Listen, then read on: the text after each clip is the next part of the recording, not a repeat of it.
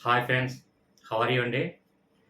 Friends, డైరెక్ట్‌గా నేనేం చెప్పాలనుకుంటున్నానంటే, చాలామంది ఒక 10 ఇయర్స్ అయిపోయిందండి మ్యారేజ్ అయ్యి. చిన్న పిల్లలు ఉండడం వల్ల ఇక ఆటోమేటిక్‌గా సబ్జెక్ట్‌ని వదిలేసాం. కొంతమందేంటంటే, సార్ నేను అసల కాంపిటేటివ్ ఎగ్జామ్‌కి ప్రిపేర్ అవ్వాలన్న ఆలోచన నాకు ఇప్పటి వరకు కలగలేదండి. రీసెంట్‌గా చాలామందిని చూస్తే గవర్నమెంట్ జాబుల్లో సెటిల్ అయిన వాళ్ళు, మా రిలేటివ్స్ అందరూ జాబుల్లో ఉన్నారు. నేనొక్కడినే క్వాలిఫికేషన్ ఉండి కూడా కాంపిటేటివ్ ఎగ్జామ్‌కి నేను ప్రిపేర్ అవ్వలేదండి ఇప్పటి వరకున. ప్రిపరేషన్ ఎక్కడ స్టార్ట్ చేయాలి? అసలు బేసిక్ ఎక్కడి నుంచి మనం ప్రారంభించాలి? అసలు ఏం చదివితే ఈ బేసిక్ నాలెడ్జ్ వస్తది? తర్వాత సబ్జెక్ట్ వైస్ ఎలా ఇంప్రూవ్‌మెంట్ చేసుకోవాలి? నేను ఏ కాంపిటేటివ్‌కి ఎలా ప్రిపేర్ అవ్వాలో అసలు నాకు ఐడియా లేదండి అసల. అది చాలా మంది కామెంట్ రూపంలో అడుగుతున్నారు. అలాగే నా వాట్సాప్ గ్రూప్‌లో కూడా, మన వాట్సాప్ గ్రూప్‌లో కూడా చాలా మంది ఇదే డౌట్లు అడుగుతున్నారు. చాలా మంది ఎక్కువగా ఫ్యామిలీస్ లేడీస్ ఏంటంటే, సార్ నాకు ఒక 10 ఇయర్స్ అయిందండి బుక్స్ పట్టుకొని. 8 ఇయర్స్ అయిందండి. లేదంటే 5 ఇయర్స్ అయిందండి. ఇప్పుడు కాంపిటేటివ్ ప్రిపేర్ అవ్వాలనుకోండి. ఎందుకంటే, ఒకప్పుడు లాస్ట్ బిఫోర్ ఒక 5 ఇయర్స్ ముందేంటంటే, చిన్న పిల్లలు ఉండేవారు కాబట్టి నేను ఏ కాంపిటేటివ్ ప్రిపేర్ అవ్వడానికి నాకు సమయం కుదరలేదు. సో, ఇప్పుడు నేను బేసిక్ నాలెడ్జ్ అసలు నాకు బేసిక్ నాలెడ్జ్ అంటే ఏంటో తెలీదు. ముఖ్యంగా మన అనకాపల్లి డిస్ట్రిక్ట్ నుంచి శ్రీలత మేడం ఏమడుగుతున్నారంటే, సార్ నాది సోషల్ గ్రూప్ కాదు, అలాగనే సైన్స్ గ్రూప్ కాదు కదండీ. నాది టెక్నికల్ అండి. బీటెక్ చేశాను నేను. బీటెక్ చేసి ఎంబీఏ చేయడం వల్ల నాకు కాంపిటేటివ్ ఎగ్జామ్‌కి ఇప్పుడు నేను ప్రిపేర్ అవ్వాలనుకుంటున్నాను. సచివాలయం కానివ్వండి, లేదంటే కానిస్టేబుల్ కానివ్వండి, పంచాయతీ సెక్రటరీ కానివ్వండి, లేదంటే టెట్ కానివ్వండి, డీఎస్సీ కానివ్వండి, సంథింగ్ ఒక కాంపిటేటివ్ ఎగ్జామ్‌కి ప్రిపేర్ అవ్వాలనుకుంటున్నానండి. కానీ అసలు బేసిక్ నాలెడ్జ్ నాకు లేదు. అసలు బేసిక్ నాలెడ్జ్ ఎక్కడ దొరుకుతది? నేను ఎలా సంపాదించాలి? ఏం చేస్తే నాకు బేసిక్ నాలెడ్జ్ వస్తది? నా మీద నాకు కాన్ఫిడెన్స్ వస్తది? అని మీ ఆలోచన నాకు తెలియచేశారు కాబట్టి, నేను సింపుల్‌గా చెప్తాను చూడండి. ప్రతి కాంపిటేటివ్ ఎగ్జామ్‌కి, ఏ కాంపిటేటివ్ ఎగ్జామ్ అయినా మీ ఇష్టం అండి.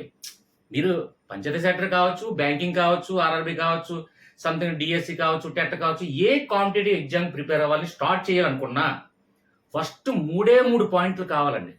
ఆ 3 పాయింట్లు ఎప్పుడైతే మీకు తెలుస్తదో, మీకంటూ ఒక అవగాహన అనేది మీకు ఏర్పడతది. ఆ 3 పాయింట్ల మీద డిపెండ్ అయి ఉంటది. మొత్తం ఏ కాంపిటేటివ్ ఎగ్జామ్ అయినా సరే. నేను ఛాలెంజ్‌గా చెప్తున్నాను. ఆ 3 పాయింట్లు ఏంటనేది నేను క్లియర్‌గా చెప్తాను. అంటే సబ్జెక్ట్ వైస్ డెప్త్‌గా నేనెళ్ళను. డెప్త్‌గా మీరు కావాలంటే ఆ టాపిక్ మీద వీడియో చేయమంటే నేను చేస్తాను. లేదంటే మన వాట్సాప్ గ్రూప్‌లో డిస్కస్ చేసుకుందాం. అది వేరే విషయం. ఇక్కడ ఫస్ట్ ఇంట్రడక్షన్ ఏంటంటే, అసలు బేసిక్ నాలెడ్జ్ ఎక్కడి నుంచి ప్రారంభించాలి? ఏం తెలిస్తే నాకు కాంపిటేటివ్ ఎగ్జామ్‌కి నేను ప్రిపేర్ అవ్వడానికి నేను సిద్ధపడగలను. నా మీద నాకు కాన్ఫిడెన్స్ ఏర్పడగలదు. నాకు అసలు బేసిక్ నాలెడ్జ్ నేను ఎలా సంపాదించాలి? ఏం చదివితే సంపాదించగలను? అని ఫస్ట్ ఎలా ప్రారంభించాలి కాంపిటేటివ్ ఎగ్జామ్‌కి అని జనరల్‌గా ఈ టాపిక్ నేను చెప్తున్నాను. ఫ్రెండ్స్, దయచేసి ఒకటే సబ్జెక్ట్ డెప్త్‌గా టాపిక్ అనేది తర్వాత మనం వెళ్దాం. తర్వాత ఏ టాపిక్ కావాలంటే ఆ సబ్జెక్ట్ కావాలంటే డెప్త్‌గా మనం వెళ్దాం. అయితే ఫస్ట్ ఆఫ్ ఆల్ కాంపిటేటివ్ ఎగ్జామ్‌కి ప్రిపేర్ అవ్వాలనుకున్న వాళ్ళకి 3 పాయింట్లు మీరు నేర్చుకోగలిగితే ఒక బిల్డింగ్ కట్టడానికి ఫస్ట్ కన్‌స్ట్రక్షన్ ఫుల్‌ఫిల్ చేయడానికి మనకి బేస్ మూవ్‌మెంట్ ఎలాగో, అంటే పునాది ఎలాగో, అలాగే ఫస్ట్ బేసిక్ నాలెడ్జ్ మీద మీకు అవగాహన ఉందా? లేదా? అని మిమ్మల్ని మీరు పరీక్షించుకోండి. దానికి ఆ 3 పాయింట్లు అది ఏంటి ప్రిపేర్ అవ్వాలని నేను ఇప్పుడు చెప్తాను. ఓకే ఫ్రెండ్స్, ఇంకా ఎక్కువగా క్లాస్ పీకను. నేను చెప్పేది కూడా ఎక్కువ మోటివేషన్ చేసేది కూడా మీ భవిష్యత్తు కోసం మీరు కొంచెం డెవలప్‌మెంట్ అవుతారు. మీరు అనుకున్న జాబ్ అచీవ్ చేస్తారన్న ఉద్దేశంతోనే ఎక్కువ మోటివేషన్ చేస్తాను. అంతకుమించి మిమ్మల్ని బుర్ర తినాలని కొందరు సొల్లు చెప్తున్నారు. కొంచెం ఎక్కువ ల్యాగ్ ఎక్కువ అవుతుందని కొందరు కామెంట్స్ ఇస్తారు. తప్పదు. అంటే 100లో ఒకరిద్దరు నెగెటివ్ కామెంట్స్ వస్తది. కాబట్టి ఒక విషయం మాత్రం చూడండి. ఈ 3 పాయింట్ల మీద మీకు అవగాహన ఉందా? లేదా? అవగాహన లేకపోతే ఈ 3 పాయింట్ల ముందు కాన్సంట్రేట్ చేయండి. ఇదే ఫస్ట్ బేసిక్ నాలెడ్జ్. ఎవ్వరికైనా సరే. ఏ కాంపిటేటివ్ ఎగ్జామ్ ప్రిపేర్ అవుతున్నారో నాకు అనవసరం. నాకు తెలీదు కాబట్టి. ఏ కాంపిటేటివ్ ప్రిపేర్ అయినా జనరల్‌గా కాంపిటేటివ్ ఎగ్జామ్‌కి నేను ప్రిపేర్ అవుతాను అనుకున్న వాళ్ళు ఈ 3 పాయింట్లని నేను ఎలా అనేది నేను చెప్తాను చూడండి. Okay friends, direct క్లాస్‌కెళ్ళిపోదాం.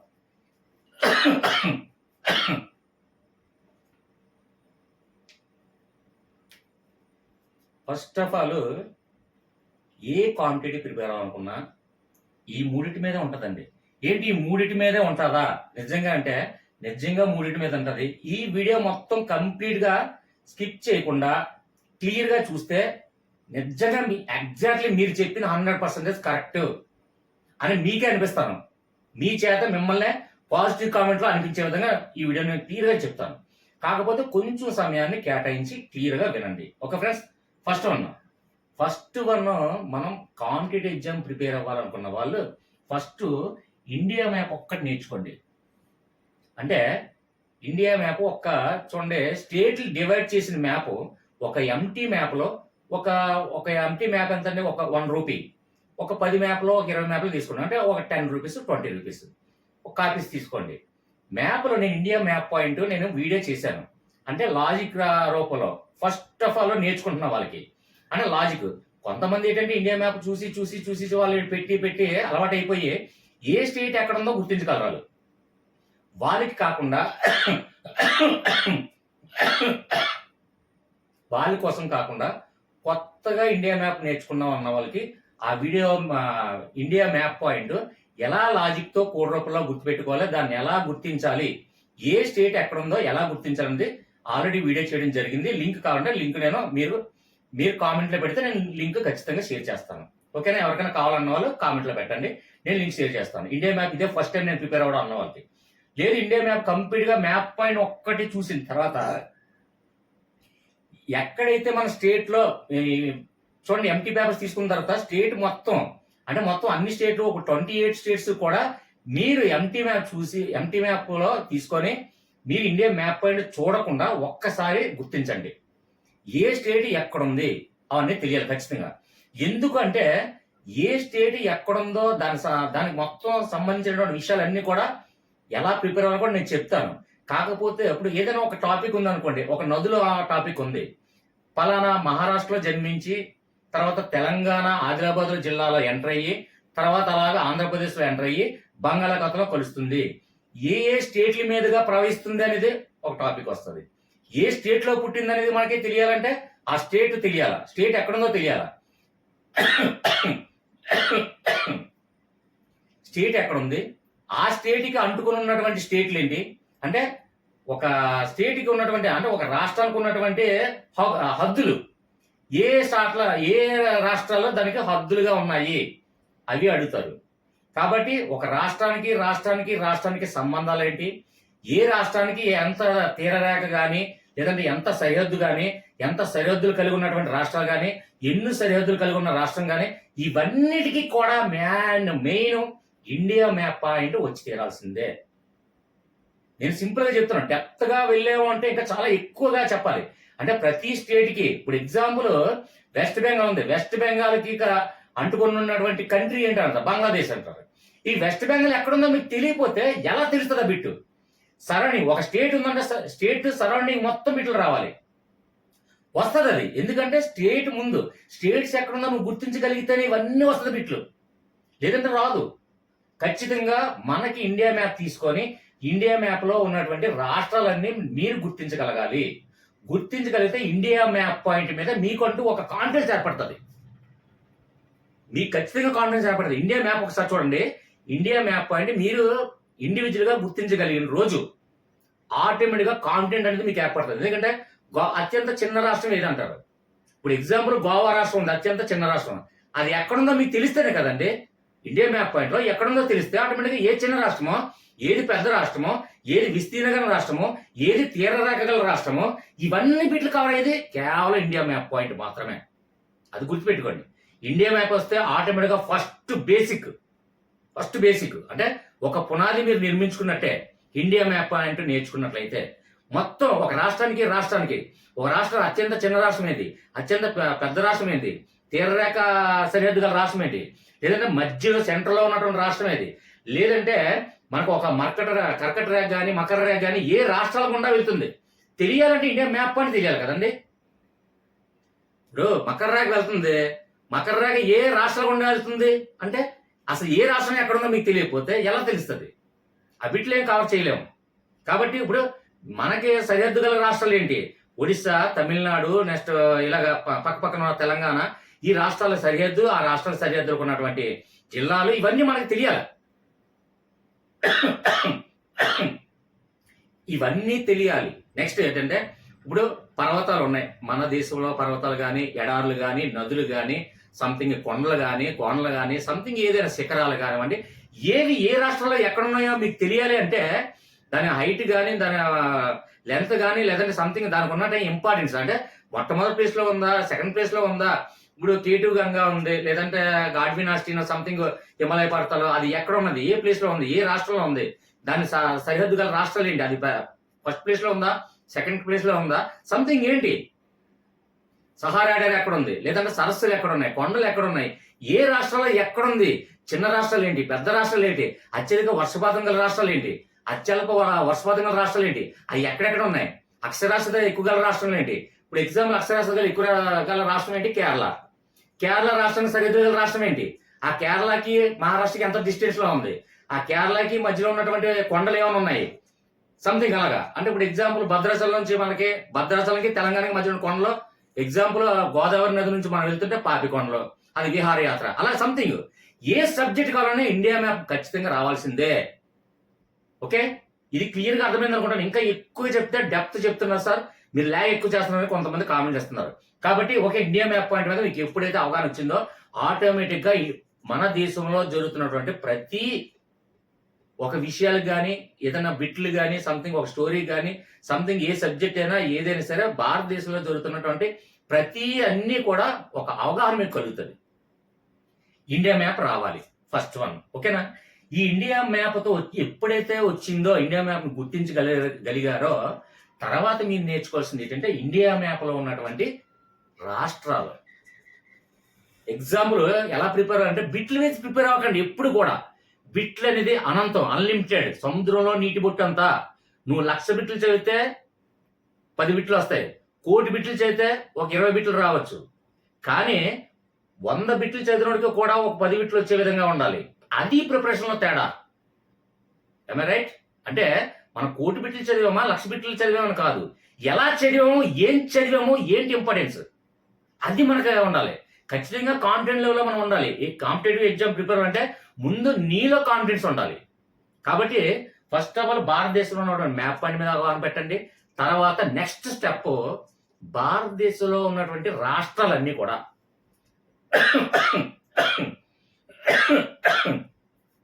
Example Andhra Pradesh ఉంది, తమిళనాడు ఉంది, మహారాష్ట్ర ఉంది, కర్ణాటక, ఉత్తరప్రదేశ్, జమ్మూ అండ్ కాశ్మీర్, గోవా సంథింగ్ ఇలా రాష్ట్రాలన్నీ ఉన్నాయి కదా.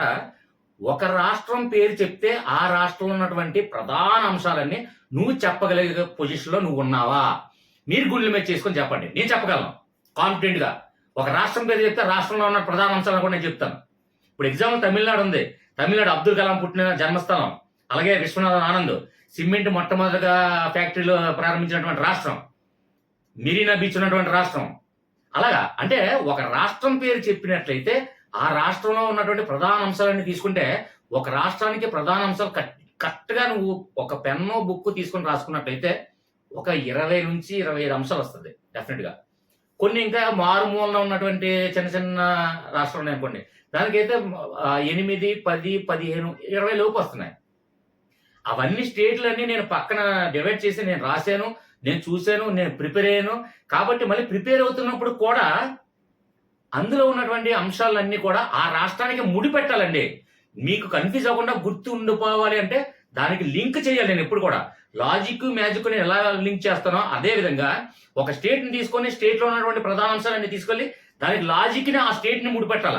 లైఫ్ లో నువ్వు మర్చిపోలేవు. నిద్ర పడుకుని లేపినా సరే పలానా స్టేట్ చెప్పినట్టు ఆ స్టేట్ కి మొత్తం అలాగా ఒక చైన్ లింక్, ఒక చైన్ బెల్ట్ లాగా వచ్చేస్తుంది ఖచ్చితంగా. ఆంధ్రప్రదేశ్ తీసుకోండి, ఆంధ్రప్రదేశ్ లో ఉన్నటువంటి ప్రధాన అంశాలు రాసుకోండి, ఒక 20-25 వస్తాయి. అది తీసుకొని రాసుకోండి. ఆంధ్రప్రదేశ్ కి ఈ ప్రధాన అంశాలకి లింక్ చేయండి. అంటే ఒక లాజిక్ ఒక మ్యాజిక్ రెండు ఎలా మ్యాచ్ చేస్తానో నా వీడియోలన్నీ ఫాలో అవుతున్న వాళ్ళకి, నా సబ్స్క్రైబర్స్ కి నేను ఖచ్చితంగా అది అర్థమవుతుంది. లాజిక్ మ్యాజిక్ అంటే మనకు కన్ఫ్యూజ్ అవ్వకుండా, ఇప్పుడు 1, 2, 3 రాష్ట్రాలు లేవు, ఒక 28 రాష్ట్రాలు గుర్తుపెట్టుకోవాలి. అలాగే కేంద్రపాలిత ప్రాంతాలు కూడా గుర్తుపెట్టుకోవాలి. కాబట్టి ఆ రాష్ట్రంలో ఉన్నటువంటి ప్రాథమిక అంశాలు, ప్రధాన అంశాలన్నీ కూడా, ఇంపార్టెంట్ టాపిక్స్ అన్ని కూడా తీసుకెళ్లి ఆ రాష్ట్రానికి దానికి లింక్ చేస్తే లైఫ్ లో మర్చిపోలేరు. పెన్ను పేపర్ కూడా ఇచ్చే అవసరం లేదు. నేను చెప్తాను కదా ఎగ్జాంపుల్, ఒక రాష్ట్రం గురించి నేను చెప్పాను. అలాగే ఇప్పుడు మహారాష్ట్ర తీసుకోండి. మహారాష్ట్ర అనగానే ఆర్థిక రాజధాని, మహారాష్ట్రలో ఉన్నటువంటి బీచ్ పేరు, అక్కడ ఉన్నటువంటి కట్టడాలు కానీ అక్కడ ఉన్నటువంటి సంథింగ్ ఏదైనా అలాంటి ప్రధాన అంశాలు అన్ని మొత్తం తీసుకుంటే ఒక గవర్నర్ ఇంపార్టెంట్ గా ఇప్పుడు సరోజినీ నాయుడు ఏ రాష్ట్రం చెందినవాడు అని అడగచ్చు. ఆ రాష్ట్రం పేరు చెప్పిన వెంటనే ఖచ్చితంగా రాష్ట్రానికి ఉన్నటువంటి సమాచారం, ప్రధానమైనటువంటి సమాచారం అంతా నీ మైండ్ లో ఉండాలి. అది నీ ప్రిపరేషన్ ప్లానింగ్. అంతేగాని ఓ బిట్లు తీసుకొని బిట్లు చదువుకుంటూ వెళ్తే గ్రంథాలు చదివినా జీరో. మనం చదివిన బిట్టు వస్తుందని కాన్ఫిడెంట్ గా మనం చెప్పలేము. అదే ఎగ్జాంపుల్ ఇప్పుడు ఎగ్జాంపుల్ ఆర్థిక రాజధాని ఏదైనా ఉంది మహారాష్ట్ర అనుకుందాం, ఓకేనా.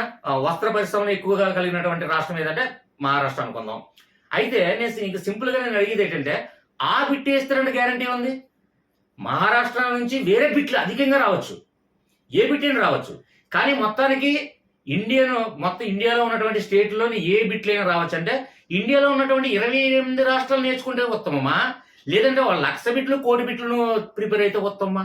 ఆలోచించండి. మీ గుండెల మీద కాన్ఫిడెంట్ గా మీరు ఆలోచించుకోండి ఒక్కసారి. 1,00,000 బిట్లు 1,00,00,000 బిట్లు ప్రిపేర్ అయిన వాళ్ళకి కూడా ఆ బిట్ కాన్ఫిడెంట్ వస్తుందని గ్యారంటీ ఎవరు చెప్పలేము. ఎందుకంటే జనరల్ నాలెడ్జ్, కాంపిటేటివ్ ఎగ్జామ్స్ అనేది ఎవరు కూడా ఎస్టిమేట్ చేయలేము, చెప్పలేము. అది ఇంపార్టెంట్ అంశాలన్నీ ఎక్స్పర్ట్స్ చెప్తాం. ఇంపార్టెంట్ అంశాలు, ఇంపార్టెంట్ టాపిక్స్ ఎక్స్పర్ట్స్ చెప్పగలం. కానీ పలానా బిట్ వస్తుందని ఏ ఎక్స్పర్ట్ కూడా చెప్పలేడు. ఇంక్లూడింగ్ అబ్దుల్ కలాం కానీ, ఒక ఐఏఎస్ ఆఫీసర్ కానీ ఎవడో కూడా పేపర్ క్రియేట్ చేసిన కూడా చెప్పలేడు ఒక బిట్ పలానా బిట్ వస్తుందని. పలానా అంశాల నుంచి, ప్రధాన టాపిక్ నుంచి ఒక బిట్ వస్తుందని చెప్పగలం. మళ్ళీ అది ఎక్స్పెక్ట్ చేసే ఆలోచన. ఎక్స్పర్ట్స్ ఆలోచన విధానం ఎప్పుడు కూడా డిఫరెంట్ గా ఆలోచిస్తాడు. ఎప్పుడు కూడా అందరిలాగా ఒకేలాగా ఆలోచించకూడదు. డిఫరెంట్ గా ఆలోచించండి. మీకు గుర్తింపు వస్తుంది.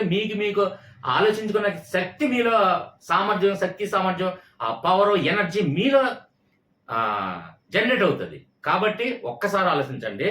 స్టేట్ లో ఉన్నటువంటి మహారాష్ట్ర స్టేట్ చెప్పినంటే మహారాష్ట్రలో ఉన్నటువంటి 20 అంశాలు నువ్వు చెప్పగలిగేలా ప్రిపేర్ అవ్వాలి. ఆంధ్రప్రదేశ్, తమిళనాడు, కర్ణాటక, సంథింగ్ ఉత్తరప్రదేశ్ అనగానే ఆటోమేటిక్ గా కొన్ని బిట్లు వచ్చేస్తుంది. ఇప్పుడు ఎగ్జాంపుల్ ఉత్తరప్రదేశ్ అనగానే ఫస్ట్ మనం గుర్తొచ్చేది ఏంటి? మనకి ఎంపీ స్థానాలు ఎక్కువ ఉన్నటువంటి రాష్ట్రం ఏదంటే యూపీ. రైట్? అలాగా ఒక స్టేట్ పేరు చెప్పంటే ఆ స్టేట్ లో ఉన్నటువంటి ప్రధాన అంశాలన్నీ నువ్వు చెప్పగలగాలి. 28 రాష్ట్రాలు అన్ని గుర్తుపెట్టుకోవడం కష్టం కదని అంటే ఆ కష్టమైంది కూడా నేను చెప్తున్నాను. ఒక్కొక్క ఆ స్టేట్ కి అందులో ఉన్న ప్రధాన అంశాలకి లింక్ చేయగలగాలి. ఆలోచిస్తే ప్రతిదానికి మార్గం ఉంటుంది. నా వీడియోస్ అన్ని కూడా ఎంత టిపికల్ వర్డ్స్, ఎంత లాటిన్ గ్రీక్ వర్డ్స్ కానివ్వండి, లేదా సంథింగ్ ఇంగ్లీష్ వర్డ్స్, టెర్మినాలజీ అదంతా డిఫికల్ట్ గా ఉంటుంది. అలాంటి వర్డ్స్ ను కూడా నేను ఎలాగోలాగా మ్యాచ్ చేసి లాజిక్ మ్యాజిక్ మ్యాచ్ చేస్తాను. ఏం లేదు, కరెక్ట్ గా నువ్వు ఆలోచించగలిగితే ప్రతి టాపిక్, ప్రతి వీడియో, ప్రతి దగ్గర మనం ఉండి ఎవరో కూడా మనకు మోటివేట్ చేయలేరండి. మీ వెనకాల నేను ఎప్పుడు 24 గంటలు నేను ఉన్నాను. నా వీడియో చూస్తున్నంత వరకు నేను మీరు ముందున్నాను అంతే. వీడియో అయిపోయిన తర్వాత మీరెవరో నేనెవరో, మీ పక్కన ఎవరు ఉండరు. ఒక హస్బెండ్ కానీ, మీ పిల్లలు కానీ, లేదా మీ పేరెంట్స్ కానీ, సంథింగ్ ఏదైనా సరే, మీ ఫ్రెండ్స్ కానీ, మీ బంధువులు కానీ, ఏదైనా సరే 24 గంటలు 24 అవర్స్ మీరు మాత్రమే ఉంటారు. మీలో ఉన్న సామర్థ్యాన్ని మీరు బయటికి తీయండి అంటున్నా. దాన్ని ఎలా లాజికల్ గా గుర్తుపెట్టుకోవాలి, ఎలా కోడ్స్ క్రియేట్ చేయాలి, ఇవన్నీ నేను సిస్టమేటిక్ గా చెప్తున్నాను ఆల్రెడీ. లాజిక్స్ ఎలా క్రియేట్ చేయాలి, కోడ్స్ ఎలా క్రియేట్ చేయాలి, అది ఎలా మన ఇండివిజువల్ గా ఎలా కోడ్స్ క్రియేట్ చేయకూడదా, అది కూడా వీడియో చేయడం జరిగింది. అది కావాలంటే చెప్పండి, లింక్ షేర్ చేస్తాను. కామెంట్ రూపంలో తెలియజేస్తే లింక్స్ తప్పకుండా నేను షేర్ చేస్తాను. ఓకే ఫ్రెండ్స్, ఇదంతా నేను మోటివేట్ చేసేది ఏంటంటే మీ పక్కన 24 అవర్స్ ఎవ్వరో ఉండరు. ఇంక్లూడింగ్ హస్బెండ్ కానీ, వైఫ్ కానీ, మీ పిల్లలు కానీ, పేరెంట్స్ కానీ ఎవ్వరు ఉండరు. మీకు మీరుగా ఉంటారు. కాబట్టి మీలో ఉన్న సామర్థ్యాన్ని మీరు బయట తీయండి. ఓకేనా? కాబట్టి ఇప్పుడు రాష్ట్రాలు ఉన్న మొత్తం అన్ని కూడా ప్రిపేర్ అవ్వండి. ప్రతి రాష్ట్రాల్లో కావాలంటే మన వాట్సాప్ గ్రూప్ లో మనం డిస్కస్ చేద్దాం. మహారాష్ట్ర గురించి మీకు తెలియజే చెప్పండి అనగానే మహారాష్ట్ర గురించి డిస్కస్ చేద్దాం, తమిళనాడు గురించి డిస్కస్ చేద్దాం, కర్ణాటక గురించి డిస్కస్ చేద్దాం. ఒక స్టేట్ పేరు చెప్పి స్టేట్ లో ఉన్న ప్రధాన అంశాలు, నీ గుర్తున్న అంశాలన్నీ డిస్కస్ చేద్దాం. నాకున్న అంశాలు, మన గ్రూప్ లో ఉన్న అంశాలు కూడా అందరూ కూడా, వ్యక్తులు కూడా అందరూ కూడా డిస్కస్ చేద్దాం. అప్పుడు ఈజీగా మైండ్ లో సేవ్ అవుతుంది. ఓకే? అప్పుడు ఏంటంటే మనకి ఫస్ట్ బేసిక్ పునాది కట్టాను, బేస్మెంట్ వేసాను అన్న ఫీలింగ్ మీలో కలుగుతుంది. అంటే ఇండియా మ్యాప్ పాయింట్ తెలుస్తుంది, ఇండియా మ్యాప్ ఎక్కడెక్కడ ఏ రాష్ట్రంలో తెలుస్తుంది, ఆ రాష్ట్రాల్లో ఉన్నటువంటి ప్రధానమైనటువంటి సమాచారం, ప్రధాన అంశాలు అన్ని కూడా మనకు తెలిస్తే ఇండియా మీద నా కాన్ఫిడెంట్ గా నేను ఇండియన్ దాటి పక్క రాష్ట్రం పాకిస్తాన్ లో ఏం జరుగుతుంది కాంపిటేటివ్ ఎగ్జామ్ మీకు ఇస్తారండి? పాకిస్తాన్ ఇస్లామాబాద్ రాష్ట్రంలో, ఇస్లామాబాద్ రాజధానిలో ఏం జరుగుతుందో మీకు అడుగుతారండి బిట్స్? మన ఇండియన్ గవర్నమెంట్, మన స్టేట్ గవర్నమెంట్ మన కాంపిటేటివ్ మనకి పెడుతుంది కాబట్టి మన స్టేట్లో మన డిస్ట్రిక్ట్లోనే మన స్టేట్లో మన ఇండియా గవర్నమెంట్లో జరుగుతున్నటువంటి అంశాలన్నీ కూడా వస్తాయి. కాబట్టి పక్క దేశంలోనే మనకు అనవసరం, మనకు తెలియదు, అవి మనకు అనవసరం. కాబట్టి మనకి ఫస్ట్ కాన్ఫిడెన్స్ ఎప్పుడు పెరిగింది? ఇండియాలో ఉన్నటువంటి 28 రాష్ట్రాలను నేను చూసాను, ఎక్కడ ఏ స్టేట్ ఎక్కడ ఉందో నేను గుర్తించగలను. ఏ స్టేట్ మకర రేఖ ఎలా వెళ్తుంది, ఏ స్టేట్ల గురించి వెళ్తుంది, ఏ నది ఏ స్టేట్ల గురించి వెళ్ళి ఏ సముద్రంలో మనకి కలుస్తుంది, విలీనం అవుతుంది, ఇవన్నీ కూడా సమాచారం మొత్తం ఇండియా మ్యాప్ వస్తే, ఇండియా మ్యాప్తో పాటు ఇండియా మ్యాప్లో ఉన్నటువంటి రాష్ట్రాల ప్రధాన అంశాలన్నీ కూడా నువ్వు తెలుసుకుంటే ఇండియా మ్యాప్ పాయింట్ నాకు కాన్ఫిడెంట్గా నాకు వస్తుంది, నేను బేస్మెంట్ కట్టేశాను అని కాన్ఫిడెంట్ మీలో ఏర్పడుతుంది. కావాలంటే చూడండి, నేను చెప్పిన ఈ టాపిక్ ఇండియా మ్యాప్ పాయింట్ ఒకటి మీరు క్లియర్గా చూడండి. అలాగే ఇండియా మ్యాప్లో ఉన్నటువంటి రాష్ట్రాలన్నీ కూడా రాష్ట్రాల ప్రధాన అంశాలు కొన్ని దగ్గర మీ దగ్గర సబ్జెక్ట్ లేకపోవచ్చు, అది కూడా నా కామెంట్ రూపంలో తెలియజేస్తే 28 రాష్ట్రాల్లో కూడా నేను ఆ ప్రధాన అంశాలు కూడా తీసి నేను వీడియో చేయమంటే చేయగలను. కాకపోతే నాకు కొంచెం ఎక్కువ టైము, అది కూడా నాకేంటంటే కళ్ళు కనిపించట్లేదు, సో షుగర్ లెవెల్ ఎక్కువ ఉంది, దాని మీద కొంచెం ఐస్ నాకు ప్రాబ్లం అయింది, ఆపరేషన్ దగ్గర ఉంది. కాబట్టి ఏదైనా అక్షర దోషాలు వచ్చినా కొంచెం ఏదైనా క్షమించండి దయచేసి. అది ఎందుకంటే నాకు సరిగ్గా కనిపించక ఏదో రాస్తున్నాను, కనిపించకపోయి అక్షర దోషాలు వస్తే మాత్రం దయచేసి నెగిటివ్గా కామెంట్స్ పెట్టకండి, ఓకేనా? Right, okay. ఇక ప్రతి స్టేట్ కూడా నేను వీడియో చేయమంటే చేయగలను, కాకపోతే నాకు ఎక్కువ టైం పడుతుంది. నేను కాంపిటేటివ్ ప్రిపేర్ అవ్వట్లేదు, నాది లీగల్ ప్రొఫెషన్ కాబట్టి, నాది టీచీ ప్రొఫెషన్ కాదు కాబట్టి నాకు ఉపయోగపడదు. కాబట్టి అయినా సరే మీకు ఉపయోగపడుతుంది అంటే డెఫినెట్గా నేను చేస్తాను. అది మీరు ఇచ్చే పాజిటివ్ కామెంట్స్ రూపం కోసమే నేను వెయిట్ చేస్తాను. అది కొంచెం పెద్ద కష్టమేం కాదు. ఇప్పుడు ఒక తమిళనాడు తీసుకోండి, లేదంటే ఒక ఆంధ్రప్రదేశ్, ఫస్ట్ ఆంధ్రప్రదేశ్ తీసుకోండి. ఆంధ్రప్రదేశ్లో ఉన్నటువంటి ప్రధాన అంశాలు కూడా 20 అంశాలు ఒక పేపర్ మీద రాసుకోండి, ఒక నోట్బుక్లో రాయండి. రాసి ఆ ఆంధ్రప్రదేశ్కి ఆ ప్రధాన అంశాలకి లింక్ చేయండి. దానికి లాజిక్ మ్యాజిక్ లాగా లింక్ చేసుకుంటే మైండ్లో అలా సబ్జెక్ట్ గుర్తుండిపోద్ది. అంటే ఒక స్టేట్ పేరు చెప్పినట్టే ఖచ్చితంగా ఆ స్టేట్లో ఉన్నటువంటి ప్రధాన అంశాలన్నీ మీకు తెలిస్తే ఆటోమేటిక్గా ఇండియా మ్యాప్లో ఏం జరుగుతుందో, ఏ రాష్ట్రంలో ఏం జరుగుతుంది, అక్కడ సీఎం ఎవడో, గవర్నర్ ఎవడో, లేదంటే అక్కడ ఏటి ఉన్నాయి, సభలు ఏటి ఉన్నాయి, ఏం జరుగుతుంది, పలానా రాష్ట్రంలో అక్కడ ఏం జరుగుతుంది, పలానా రాష్ట్రంలో ఇక్కడ ఏం జరుగుతుంది, అక్కడ ఏంటి, మొత్తం ప్రధాన అంశాలు ఏంటి అని మొత్తం మీకు కాన్ఫిడెన్స్ వస్తుంది. ఆటోమేటిక్గా ఇండియా గురించి నాకు తెలుసు అనే కాన్ఫిడెంట్ మీకు వస్తుంది. ఓకే ఫ్రెండ్స్, నెక్స్ట్ ఎక్కువగా ఇంకా ఎక్స్ప్లెయిన్ చేయాలని ఉంది. మరీ 1 అవర్ అయిపోయింది అనుకోండి, మీరే తిడతారు, నన్ను నెగిటివ్ కామెంట్స్ ఇస్తారు. కాబట్టి నెక్స్ట్ పాయింట్ చూద్దాం. ఓకే ఫ్రెండ్స్, ఇక్కడ నెక్స్ట్ పాయింట్ ఏంటంటే ఇండియా మ్యాప్ పాయింట్ ఎప్పుడైతే వస్తుందో దాని తర్వాత నేర్చుకోవాల్సింది ఏంటంటే, ఇది స్టేట్ గవర్నమెంట్ అంటే ఎగ్జాంపుల్ ఒక కానిస్టేబుల్ కానివ్వండి, పంచాయతీ సెక్రటరీ కానివ్వండి, సచివాలయం కానివ్వండి, స్టేట్ గవర్నమెంట్ రిక్రూట్మెంట్ ఏదన్నా నిర్వహించిన ఎగ్జామ్స్కి ఎక్కువ ప్రాధాన్యత ఏమిస్తారంటే ఆ స్టేట్ గవర్నమెంట్కి ఎక్కువ ప్రాధాన్యత ఇవ్వడం జరుగుతుంది. అంటే ఎగ్జాంపుల్ ఇక్కడ స్టేట్ మ్యాప్ పాయింట్ అంటే ఎగ్జాంపుల్ తెలంగాణ వాళ్ళు చూస్తున్నారు, సోదరులు సోదరిమణులు అందరూ ఫ్రెండ్స్ వాళ్ళందరూ కూడా. తెలంగాణ వాళ్ళకి ఏంటంటే ఇక్కడ తెలంగాణ మ్యాప్ పాయింట్ చూడండి. తెలంగాణ మ్యాప్ పాయింట్ కూడా కన్ఫ్యూజ్ లేకుండా అది ఒక కథ రూపంలో కూడా తెలంగాణ మ్యాప్ కూడా చేయడం జరిగింది. లింక్ కావాలంటే మీరు కామెంట్ రూపంలో తెలియచేయండి, లింక్ షేర్ చేస్తాను. తెలంగాణ మ్యాప్ పాయింట్ కానీ ఇండియా మ్యాప్ పాయింట్ కానీ అది క్లియర్గా ఒక స్టోరీ వైజ్గా లాజికల్గా కోడ్ రూపంలో కన్ఫ్యూజ్ లేకుండా ఎలా గుర్తించాలి కూడా నేను చెప్తాను. చేశాను ఆల్రెడీ వీడియోస్. ఆ లింక్స్ కావాలంటే పాజిటివ్ కామెంట్స్ ఇవ్వండి. మీరు కామెంట్స్ ఇచ్చిన తర్వాత అందులో మీరు అడిగితే ఏ మ్యాప్ కావాలంటే ఆ మ్యాప్ మీకు లింక్ షేర్ చేస్తాను. ఓకే ఫ్రెండ్స్, ఇక్కడ స్టేట్ మ్యాప్ పాయింట్ అనేది ఏంటంటే తెలంగాణ వాళ్ళు తెలంగాణ మ్యాప్ పాయింట్ చూసుకోండి. అంటే ఏ జిల్లాలు ఎక్కడెక్కడ ఉన్నాయి, ఏ జిల్లా గుండా ఏ జిల్లా నుంచి ప్రవహిస్తున్నాయి ఆ నదులు, అలాగే జిల్లాలకి సరిహద్దులు ఏంటి, ఏ జిల్లా ప్రారంభంలో ఉంది. అంటే తెలంగాణలో ఇప్పుడు ఎగ్జాంపుల్ గోదావరి తెలంగాణలో ఎక్కడ ఎంటర్ అవుతుంది అంటే బాసర జిల్లా అంటాం. అది బాసర జిల్లా అంటే జిల్లాలు డివైడ్ అయింది.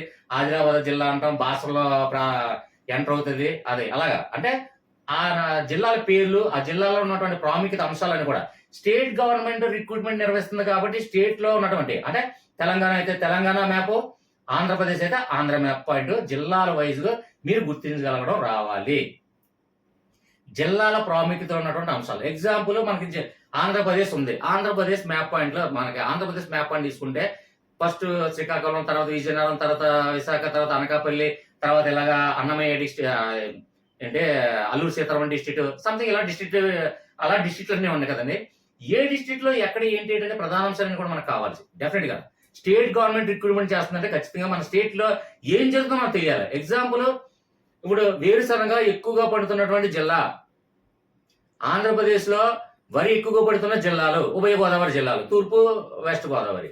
అలాగా వేరుశనగ కావచ్చు, లేదా పశ్చిమ ఎక్కడ ఏ డిస్ట్రిక్ట్ అంటే గుంటూరు జిల్లా, లేదా సంథింగ్ కృష్ణా జిల్లాలో ఏంటి, ఇప్పుడు కృష్ణా బ్యారేజ్ ఏ జిల్లాలో ఉంది, కృష్ణా డిస్ట్రిక్ట్, ఇలా సంథింగ్. అంటే ఏ జిల్లాలో ఏం జరుగుతుందో ప్రధాన అంశాలు, వేరుశనగ కానీ, పచ్చి కానీ, పచ్చిమిర్చి కానివ్వండి, లేదంటే మొక్కజొన్న కానివ్వండి, సంథింగ్ ఇలాగా. అంటే పంటలు కానివ్వండి, పంటలో పరిశ్రమలు, ఇవన్నీ కూడా అందులో ఆ జిల్లాలో ఉన్నటువంటి ప్రధానమైన అంశాలన్నీ కూడా. ఇప్పుడు బొర్రా కేవ్స్ ఎక్కడ ఉన్నాయి, బొర్రా గృహలు ఎక్కడ ఉన్నాయి అంటే ఆంధ్రప్రదేశ్లో మనకి మన స్టేట్ గవర్నమెంట్ అడుగుతుంది. స్టేట్ గవర్నమెంట్ ఎక్కడ ఉందండి? విశాఖ జిల్లాలో బొర్రా గృహలు ఉన్నాయి. అజంతా గృహలు ఎక్కడ ఉన్నాయి, సంథింగ్ ఇలాగా. అంటే అక్కడ ఉన్నటువంటి ఆ జిల్లాలో ఉన్నటువంటి ప్రధానమైన అంశాలు, ఆ జిల్లాల గురించి ఇంపార్టెన్స్, ఏ పంట ఎక్కడ అంటే మొట్టమొదటి స్థానం ఏంటి, పశువులు పాలు ఎక్కువగా ఉత్పత్తి చేస్తున్నటువంటి జిల్లా, లేదంటే వరి ఉత్పత్తి చేస్తున్న జిల్లా, మొక్కజొన్న ఉత్పత్తి చేస్తున్న జిల్లా, లేదంటే సంథింగ్ బెల్లం ఉత్పత్తిలో గల జిల్లా, చెరుకు ఉత్పత్తిలో మొదటి స్థానంలో ఉన్న జిల్లా, అక్షరాస్యత మొదటి స్థానంలో ఉన్నటువంటి జిల్లా, అక్షరాస్యత తక్కువ ఉన్నటువంటి జిల్లా, సంథింగ్. నీ స్టేట్ లో నీ జిల్లాల గురించి నీకు తెలియకుండా ఇంకేమి మనం ఎగ్జామ్కి అటెండ్ అవుతాం. కాబట్టి అంటే స్టేట్ గవర్నమెంట్ రిక్రూట్మెంట్ చేస్తుంది కాబట్టి అట్లీస్ట్ నీ స్టేట్ గురించి నీకు తెలియపోతే ఎందుకండి? ఫస్ట్ ఆఫ్ ఆల్ అందుకే కదా మన స్టేట్ లో ఇప్పుడు ఎగ్జామ్లో ఇంటర్వ్యూకి వెళ్ళాం, గ్రూప్ 2కి సెలెక్ట్ అయ్యాం, లేదంటే గ్రూప్ 1 సెలెక్ట్ అయ్యాం. నీ స్టేట్ ఏంటని అడిగితే ఆంధ్రప్రదేశ్. ఓకే, ఆంధ్రప్రదేశ్ లో బొర్రా గృహలు ఏ జిల్లాలో ఉన్నాయంటే అది తెలియదు అంటే sir I don't know sir అంటే నీ స్టేట్ గురించి నీకే తెలియకపోతే ఇంకా నువ్వు ప్రజా సమస్య, లేదంటే ఈ ప్రభుత్వ సమస్యలు, ఏ ప్రజా సమస్యలు, ప్రభుత్వ విధాన సమస్యలు నువ్వు ఎలా తీర్చగలవు? నీ స్టేట్ గురించి నీ జిల్లాలో ఏం జరుగుతుందో నీకు తెలియలేనప్పుడు అని ఒక ఇది ఉంటుంది కదా. కాబట్టి ఫస్ట్ ఆఫ్ ఆల్ ఆంధ్రప్రదేశ్ అయితే ఆంధ్రప్రదేశ్, తెలంగాణ అయితే తెలంగాణ. మీ మ్యాప్ మీరు జిల్లాలు ఎక్కడెక్కడ ఏ జిల్లాలో గుర్తించండి. ఎంటీ మ్యాప్లు తీసుకోండి. ఎంటీ మ్యాప్ తీసుకొని దాన్ని ఖచ్చితంగా మీ జిల్లాలో గుర్తించండి. జిల్లాల్లో ప్రధాన అంశాలు తీసుకోండి, అది ఒక రాసుకోండి. జిల్లాలో ప్రధాన అంశాలన్నీ కూడా తీసుకొని స్టేట్ లాగే రాసుకుంటే ఆటోమేటిక్ గా జిల్లాల మీద మీ పట్టు రావాలి. ఎగ్జాంపుల్ ఇంకోసం చెప్తాను చూడండి. ఇక్కడ పంటలనే కాదు, ఇప్పుడు ఎగ్జాంపుల్ తల్లికి వందనం పథకం మన ఆంధ్రప్రదేశ్ గవర్నమెంట్. తల్లికి వందనం పథకం ఏ జిల్లాలో ప్రారంభించారు అది కూడా జిల్లా తెలియాలా. నువ్వు స్టేట్ గవర్నమెంట్, నువ్వు తల్లికి వందనం నువ్వు డబ్బులు తీసుకుంటున్నావు కూడా, కానీ తల్లికి వందనం ఎక్కడ ప్రారంభించారో, ఏ జిల్లాలో ప్రారంభించారో నీకు తెలీదా? ఎగ్జాంపుల్ నీ జిల్లాలో అనుకున్నావు, అది కూడా నీకు తెలియకపోతే ఎలాగా? కాబట్టి తల్లికి వందనం, ఇప్పుడు ఈ పథకాలు ప్రభుత్వ పథకాలు కానివ్వండి, ఏ గవర్నమెంట్ ఉంటే ఆ గవర్నమెంట్. ఇప్పుడు తెలంగాణలోనేమో కాంగ్రెస్ గవర్నమెంట్, ఇక్కడేమో కూటమి. అలాగే ఏ జిల్లాలో ఈ పథకాలన్నీ ప్రభుత్వ పథకాలు ఎక్కడ ప్రారంభించారు, ఎంత ప్రారంభించారు, ఎన్ని లక్షలు పెట్టుబడి ప్రారంభించారు, అది ఎవరు ప్రారంభించారు, ఏ రోజు ప్రారంభించారు, ఏ నెలలో ప్రారంభించారు, ఇవన్నీ కూడా ప్రధాన అంటే జిల్లాల సమాచారం అనగానే కంప్లీట్ గా జిల్లాల సమాచారం నీకు ఎప్పుడైతే నీ గుప్పిట్లో ఉందో టోటల్ గా India and me state, Andhra Pradesh అయితే ఆంధ్రప్రదేశ్, తెలంగాణ అయితే తెలంగాణ కంప్లీట్ గా మీ గుప్పిట్లోకి వచ్చింది అనుకోండి. సబ్జెక్ట్ ఏ కాంపిటేటివ్ ప్రిపేర్ అవుతున్నా ఈ గుప్పిట్లో నుంచి మీ రాష్ట్రంలో నుంచి కానీ మీ దేశంలో నుంచి కానీ ఎక్కడ ఏ మారుమూల గ్రామాల్లో ఏ బిట్ వచ్చినా సరే కంప్లీట్ గా నీకంటూ ఒక గుప్పిట్లో నుంచి కాన్ఫిడెంట్ గా నా గుప్పిట్లో ఉంది అని మీ కాన్ఫిడెన్స్ పెరుగుతుంది. I right? మీరు చూస్తున్న వాళ్ళు ఖచ్చితంగా రైట్ అని అనుకుంటారు, ఎవరో అది రాంగ్ అని అనుకోవచ్చు. కాబట్టి నేను చెప్పేది ఏంటంటే first of all basic knowledge కావాలంటే ఫస్ట్ ఈ రెండింటి మీద మీరు కాన్ఫిడెంట్ గా పెట్టండి. సబ్జెక్ట్ గురించి నేను వెళ్తాను. Next physics, chemistry, botany, zoology, maths, లేదా నెక్స్ట్ జాగ్రఫీ అని నేను సబ్జెక్ట్ నేను ఇంక్లూడ్ చేస్తాను ఇప్పుడు డెఫినెట్ గా. కానీ ఫస్ట్ కు పునాది అనేది ఇక్కడ ఈ రెండు. ఓకే ఫ్రెండ్స్, క్లియర్ గా క్లారిటీగా అర్థమైంది కదా. ప్రధాన అంశాలు ఏటేటి ఉన్నాయి జనరల్ నాలెడ్జ్ లో కానీ కరెంట్ అఫైర్స్ లో కానీ ఇవన్నీ నేను ఫిల్టర్ చేసిన తర్వాత చెప్తాను. నేను మన వాట్సాప్ గ్రూప్ లో నేను ఖచ్చితంగా చెప్తాను, ఎక్స్ప్లెయిన్ చేస్తాను కూడా. ఆల్రెడీ వీడియోస్ ఎక్స్ప్లెయిన్ చేస్తున్నాను. మన వాట్సాప్ గ్రూప్ లో అయితే ప్రతి ఒక్కరి డౌట్ కూడా నేను అడుగుతూ ఉంటాను. మీకేమైనా సందేహాలు ఉన్నాయా, పలానా టాపిక్ లో కానీ, పలానా సబ్జెక్ట్ లో కానీ, పలానా కాంపిటేటివ్ ఎగ్జామ్ లో కానీ మీకు ఎందులో సందేహాలు ఉన్నా అడగండి. నేను అడుగుతున్నానా లేదా, మన వాట్సాప్ గ్రూప్ లో సబ్జెక్ట్ మీరు కూడా చూస్తున్నారు, నేను అడుగుతున్నా లేదా మీకే తెలుసుకోండి. ఓకే ఫ్రెండ్స్, ఇక కంటిన్యూ, ఇంకా final third point, very important point.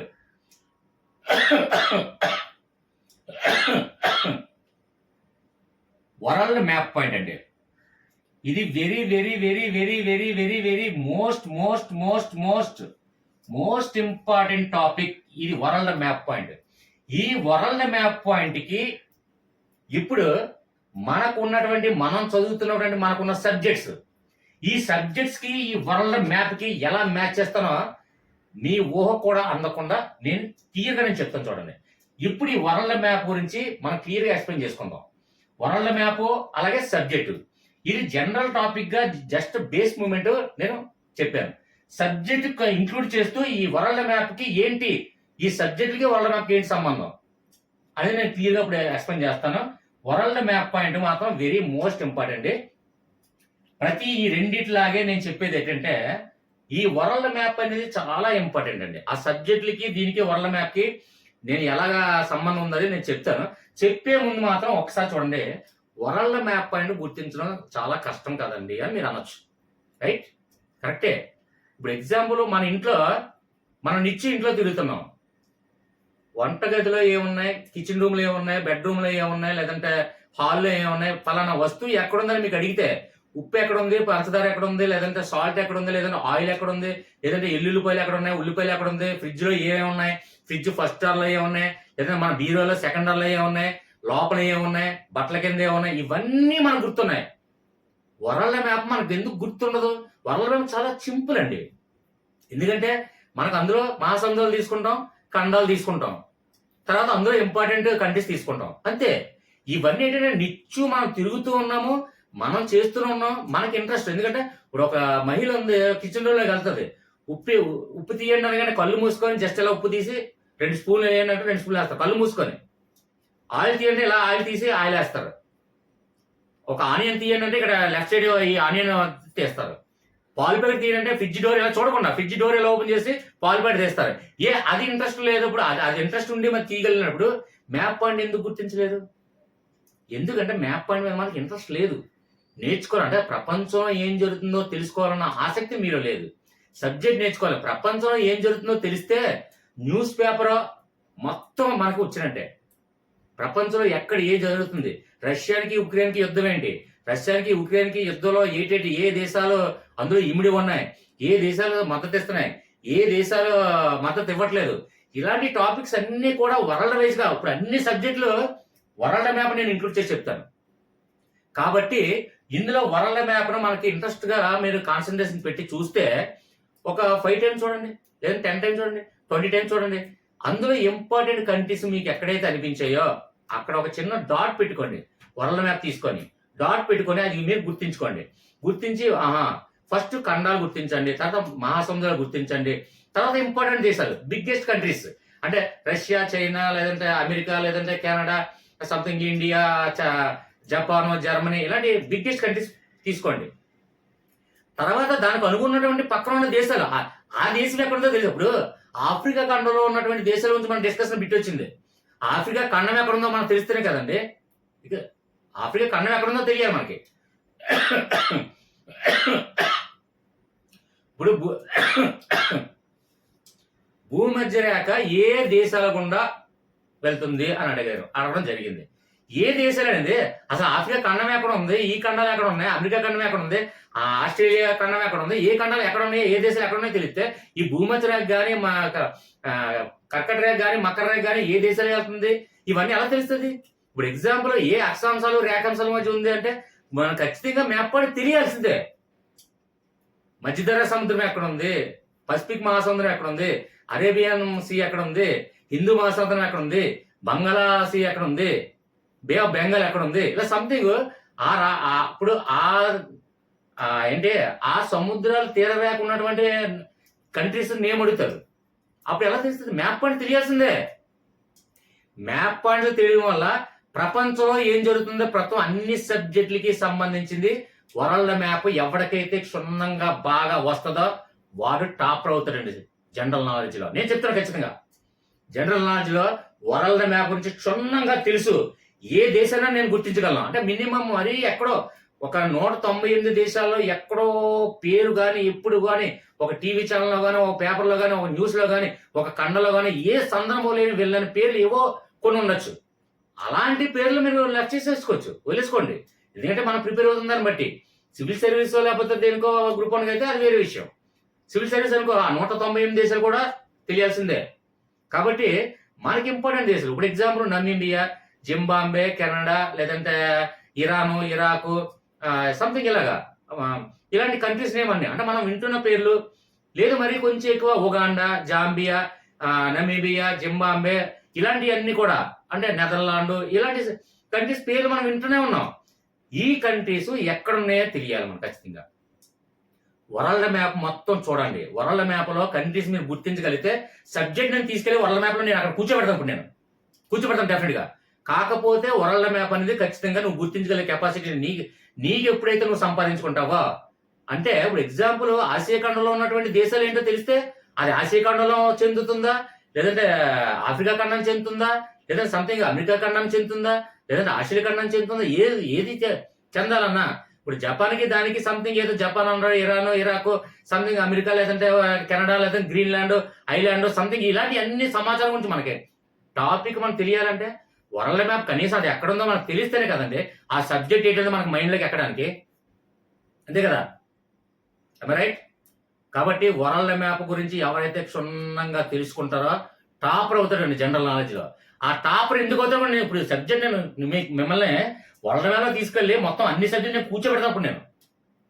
కాకపోతే నేను చెప్పేది ఏంటంటే నన్ను ఫాలో అవుతాను, నా సబ్స్క్రైబర్స్, నా ఫాలోవర్స్, నాకు బెస్ట్ ఫాలోవర్స్, కొంచెం బెస్ట్ పాజిటివ్ కామెంట్స్ ఇచ్చిన వాళ్ళు నేను చెప్పేది ఏంటంటే ఫ్రెండ్స్, నా గ్రూప్ మేట్స్, నా సబ్స్క్రైబర్స్, నా ఫాలోవర్స్ అందరూ కూడా నేను చెప్పేది ఏంటంటే ఈ మూడిట్లో మోస్ట్ ఇంపార్టెంట్ మనకి 2 ఇంపార్టెంట్. తర్వాత ఫైనల్ గా వరల్డ్ మ్యాప్ గురించి ఏ దేశాలు ఎక్కడ, ఏ సముద్రాలు, ఏ నదులు, ఏ దేశాలు, ఏ ఖండాలు, మొత్తం ఇవన్నీ కూడా ఎక్కడెక్కడ ఉన్నాయో మీరు గుర్తించగలిగిన రోజు ప్రపంచ పటం మీద మీకు ఎప్పుడైతే కాన్ఫిడెంట్ గా, నాకు 100% కాన్ఫిడెంట్ గా నాకు ఎక్కడెక్కడ ఏ స్టేట్స్ ఉన్నాయి, ఏ కంట్రీస్ ఉన్నాయో, నెక్స్ట్ ఏ ఖండాలు ఉన్నాయి, లేదంటే ఏ సముద్రాలు ఎక్కడ ఉన్నాయి, ఇవన్నీ తెలిసిన వాళ్ళకి మీకు 100% పాకెట్లో మ్యాక్సిమం జనరల్ నాలెడ్జ్ పరంగా మీకు జాబ్ ఉన్నట్టే చేతిలో. ఈ 3 టాపిక్లు, 3 పాయింట్స్ మాత్రం మీరు ఫాలో అవ్వండి. ఇప్పుడు ఇంకా డైరెక్ట్ గా ఫినిషింగ్ అవుట్ నేను ఇస్తున్నాను. ఇంట్రడక్షన్ మాత్రం చెప్తాను. దానికి డెప్త్ టాపిక్ కావాలంటే దానికి డెప్త్ టాపిక్ ఇప్పుడు ఎగ్జాంపుల్ ఇక్కడ పాలిటిక్స్ ఉంది, పాలిటీ పదజాలము, అలాగే పాలిటీలో ఉన్నటువంటి మెయిన్ ఇంట్రడక్షన్ టాపిక్స్ అంటే ఇండెక్స్ ఏదైతే టాపిక్స్ ఉంటాయి. పాలిటిక్స్ అనగానే పాలిటిక్స్ లో ఇంపార్టెంట్ ప్రధానమైన అంశాలు ఏంటి, ఒక స్టేట్ గురించి ప్రధాన అంశాలు ఎలా తెలుసుకున్నామో, అలాగే పాలిటిక్స్ లో ప్రధాన అంశాలు ఏ టాపిక్స్ ఉంటాయి, ఆ పాలిటిక్స్ లో ఏంటి, ఆ టాపిక్స్ ఏంటి, ఇండెక్స్ గురించి మనం ఎక్స్ప్లెయిన్ చేస్తాను అంతే. అంటే దాంట్లో ఉన్నటువంటి ఇండెక్స్ గురించి మీకు కావాలంటే అది నేను తర్వాత ఎక్స్ప్లెయిన్ చేస్తాను. పాలిటిక్స్ కి, వరల్డ్ మ్యాప్ కి, ఈ సబ్జెక్టులకి, వరల్డ్ మ్యాప్ కి ఏంటి సంబంధం అనేది ఇప్పుడు నేను ఫినిషింగ్ ఇస్తాను. అయితే పాలిటిక్స్ అనగానే అందులో మనకి ప్రతి సబ్జెక్ట్ లో పాలిటిక్స్ అనగానే పాలిటిక్స్ లో ప్రధాన అంశాలు పాలిటీ పదజాలం. అంటే కొన్ని ఇప్పుడు ఎగ్జాంపుల్ పాలిటీ పదజాలం ఉంది. కోరం అంటే ఏంటి, కొవరాంట్ అంటే ఏంటి, రిట్లు అంటే ఏంటి, ఇలా సంథింగ్, జీరో అవర్ అంటే ఏంటి, పాలిటీలో ఉన్నటువంటి పదజాలాలు కొందరికి ఇప్పుడు సైన్స్ స్టూడెంట్ వాళ్ళకి తెలియదు, పాలిటిక్స్ లో పదజాలం కూడా తెలియదు. ఇప్పుడు మ్యాథ్స్, ఫిజిక్స్, కెమిస్ట్రీ వాళ్ళకి ఎకనామిక్స్ లో ఉన్నటువంటి పదజాలం తెలీదు. ద్రవ్యోల్బణం అంటే ఏంటి ఇలాంటి తెలియదు. అంటే ఎకనామిక్స్ లో ఉన్నటువంటి పదజాలాలన్నిటికీ కూడా ఆ పదజాలాలు మీకు తెలుసుకోవాలని కోరుకుంటే ఖచ్చితంగా మీరు కామెంట్స్ చెప్తే నేను డెఫినెట్ గా పాలిటిక్స్ కి అలాగే ఎకనామిక్స్ కి ప్రతి సబ్జెక్ట్ కి అందులో పదజాలాలు, ప్రధానమైన అంశాలు క్లియర్ గా వీడియో చేసి నేను ఇస్తాను. ఓకే ఫ్రెండ్స్, అయితే ఇప్పుడు ఈ వరల్డ్ మ్యాప్ తెలుసుకోవడం వల్ల సబ్జెక్టులకి వరల్డ్ మ్యాప్ కి ఏంటి సంబంధం అనేది ఇప్పుడు నేను చెప్తాను. Okay friends, continue. Just friends కొద్దిగా ఒక్క 5 or 10 minutes సింపుల్ గా టాపిక్ చెప్తాను. కాకపోతే కొంచెం కాన్సన్ట్రేషన్ పెట్టి వినండి దయచేసి. ఈ పాయింట్ మీకు అర్థమైతే వరల్డ్ మ్యాప్ పాయింట్ కి మన సబ్జెక్ట్ కి ఏంటి సంబంధం అనేది క్లియర్ గా, ఇది కాంపిటేటివ్ పర్పస్ లో కాకుండా ఇది డిగ్రీ సిలబస్ లో కూడా ఉందండి. హెచ్ఈసి వాళ్ళకి ఉంది, అలాగే ఇంటర్మీడియట్ లో కూడా ఉంది ఈ టాపిక్స్ అనేది. అంటే ఒక సబ్జెక్ట్ కి అంటే ఎగ్జాంపుల్ ఇప్పుడు పాలిటిక్స్ కి, పబ్లిక్ అడ్మినిస్ట్రేషన్ కి సంబంధం ఏంటి అని క్వశ్చన్ రావడం జరుగుతుంది. ఇది ఇంటర్మీడియట్, డిగ్రీ లెవెల్లో ఉన్నాయండి. అలాగే కాంపిటేటివ్ ఎగ్జామ్లో కూడా ఇది ఎలా ఉపయోగపడుతుందో కూడా నేను చెప్తాను. ఇది ఇంటర్మీడియట్ చూస్తున్న వాళ్ళు కానీ, డిగ్రీ చూస్తున్న వాళ్ళు కానీ ఖచ్చితంగా ఒక సబ్జెక్ట్కి సంబంధం ఉంది. ఏ సబ్జెక్ట్ అయినా సంబంధం ఉంటుంది. అది కావాలంటే దేనికైనా నేను మ్యాచ్ చేస్తాను. ఒకసారి చూడండి, కొంచెం కాన్సన్ట్రేషన్ పెట్టండి. ఓకే ఫ్రెండ్స్, ఇక్కడ మన ఫస్ట్ ఆఫ్ ఆల్ ఇది ఒక ఇండియా మ్యాప్, వరల్డ్ మ్యాప్ అండి. నేను ఆర్టిస్ట్ని కాదు, దయచేసి తిట్టుకోకండి. ఏదో జస్ట్ అలాగా ఇది ఒక మ్యాప్ పాయింట్, ఒక చిన్న మ్యాప్ పాయింట్ తీసుకొని ఒక బోర్డు మీద పెట్టాను అని అనుకోండి, భావించండి. ఓకే ఫ్రెండ్స్, ఇక్కడ ఇది చూడండి ఇండియా మ్యాప్, ఈ పక్కన ఆస్ట్రేలియా మ్యాప్, సంథింగ్ ఇక్కడ చైనా మ్యాప్, ఇదో రష్యా, ఇలా కెనడా, సంథింగ్ అంటే మొత్తానికి ఖండాలు, మొత్తానికి ఇవన్నీ కూడా ఒక వరల్డ్ మ్యాప్ ఉందండి. ఓకేనా? ఈ వరల్డ్ మ్యాప్ ఎక్కడ అంటే ఈ దేశానికి ఉన్నటువంటి సరిహద్దు గలటువంటి దేశాలు ఏంటి, ఇందులో ఇక్కడ బంగాళాఖాతం ఎక్కడుంది, ఇక్కడ హిందూ మహాసముద్రం ఎక్కడుంది, ఇక్కడ పసిఫిక్ మహాసముద్రం ఎక్కడుంది, అరేబియా మహాసముద్రం ఎక్కడుంది, మధ్యధరా మహాసముద్రం ఎక్కడుంది, ఇలాగా ఒక దేశానికి ఇక్కడ అరబ్ కంట్రీస్కి వచ్చేసరికి ఇక్కడ చూడండి దుబాయ్, లేదంటే ఖత్తర్, ఒమన్, ఇవన్నీ కూడా అరబ్ కంట్రీస్ అన్ని ఒకదానికి ఒక ఖండంలో ఉంటాయి. కాబట్టి ఇవి దీన్ని గుర్తిస్తే ఆటోమేటిక్గా ఈ దేశాన్ని గుర్తించవచ్చు. ఈ దేశాన్ని గుర్తిస్తే కానీ మ్యాప్ పాయింట్ చూస్తే మీకు ఇది మ్యాప్ పాయింట్ చూస్తే నేను చెప్పింది క్లియర్గా అర్థమవుతుంటుంది. ఇక్కడ అరబ్ కంట్రీస్ అన్ని ఒక దగ్గర ఉంటాయి, యూరప్ కంట్రీస్ అన్ని ఒక దగ్గర ఉంటాయి. యూరప్ కంట్రీస్ ఇప్పుడు ఎగ్జాంపుల్ చూసుకుంటే ఇంగ్లాండ్, పోలాండ్, యూరప్ కంట్రీస్ అన్ని ఒక్క దగ్గర ఉంటాయి.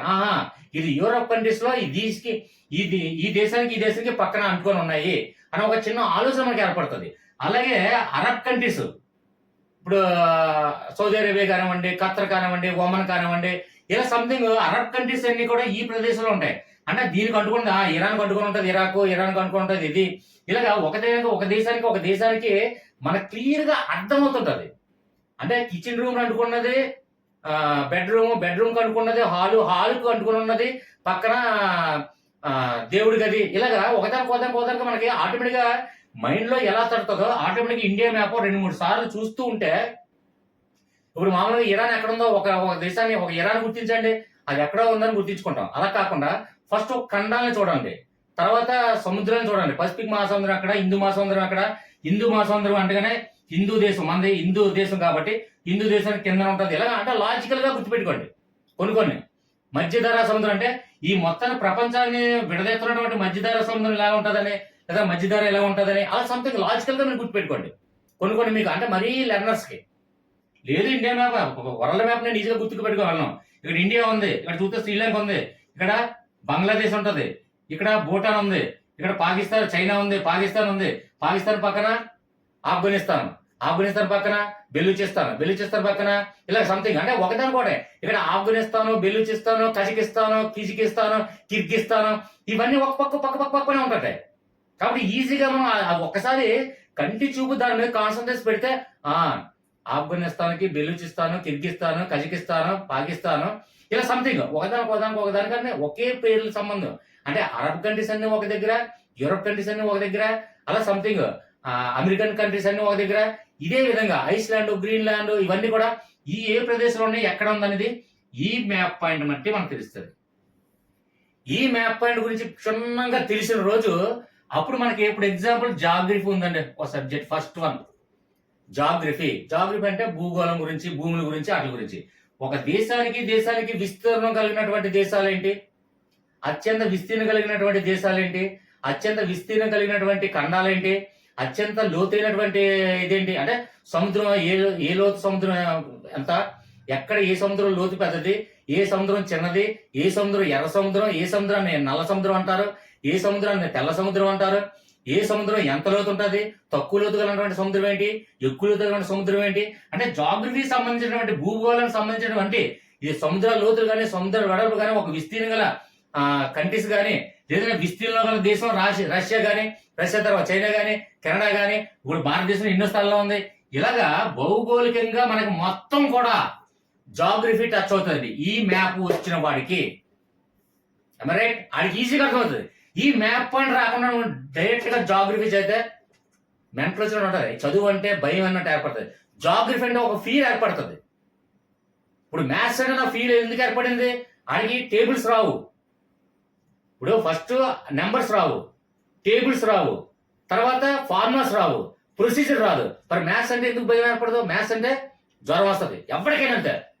ఇప్పుడు జాగ్రఫీ అంటే భూగోళం గురించి, అంటే భూములు, ఖండాలు, సముద్రాలు, నదులు, పర్వతాలు, ఇక్కడ మొత్తం అన్ని కూడా మన ప్రపంచ పటంలో ఏది గురించి ఏది మాట్లాడినా జాగ్రఫీయే. అది జాగ్రఫీ సంబంధించిందా కదా? భౌగోళికంగా ఏర్పడినటువంటి అన్ని కూడా ఇందులో భూమి, నదులు, పర్వతాలు. ఇప్పుడు ఎగ్జాంపుల్ పెద్ద నది ఎక్కడ ఉంది? నైల్ నది. పొడవైన నది ఏంటి? నైల్ నది. పెద్ద నది అంటే అమెజాన్ నది. అది ఎక్కడ, ఏ ఖండంలో ఉంది? అమెరికాలోనే. ఇలా ఈ విధంగా ఇది తెలియాలంటే మ్యాప్ పాయింట్ ఎక్కడ ఉందో తెలియాలి కదండి. అమెజాన్ నది ఎక్కడ ఉంది? మన భారతదేశంలో మూల ఎక్కడైనా ఉందా? ఎందుకంటే మన భారతదేశం మ్యాప్ పాయింట్ తెలియనోడికి నిజంగా భారతదేశంలో ఒక మూల ఉందండి అంటే ఆయన నమ్ముతాడు. ఎందుకంటే భారతదేశం మ్యాప్ కూడా వాడికి తెలియదు. అడిగి ఇప్పుడు నైల్ నది పొడవ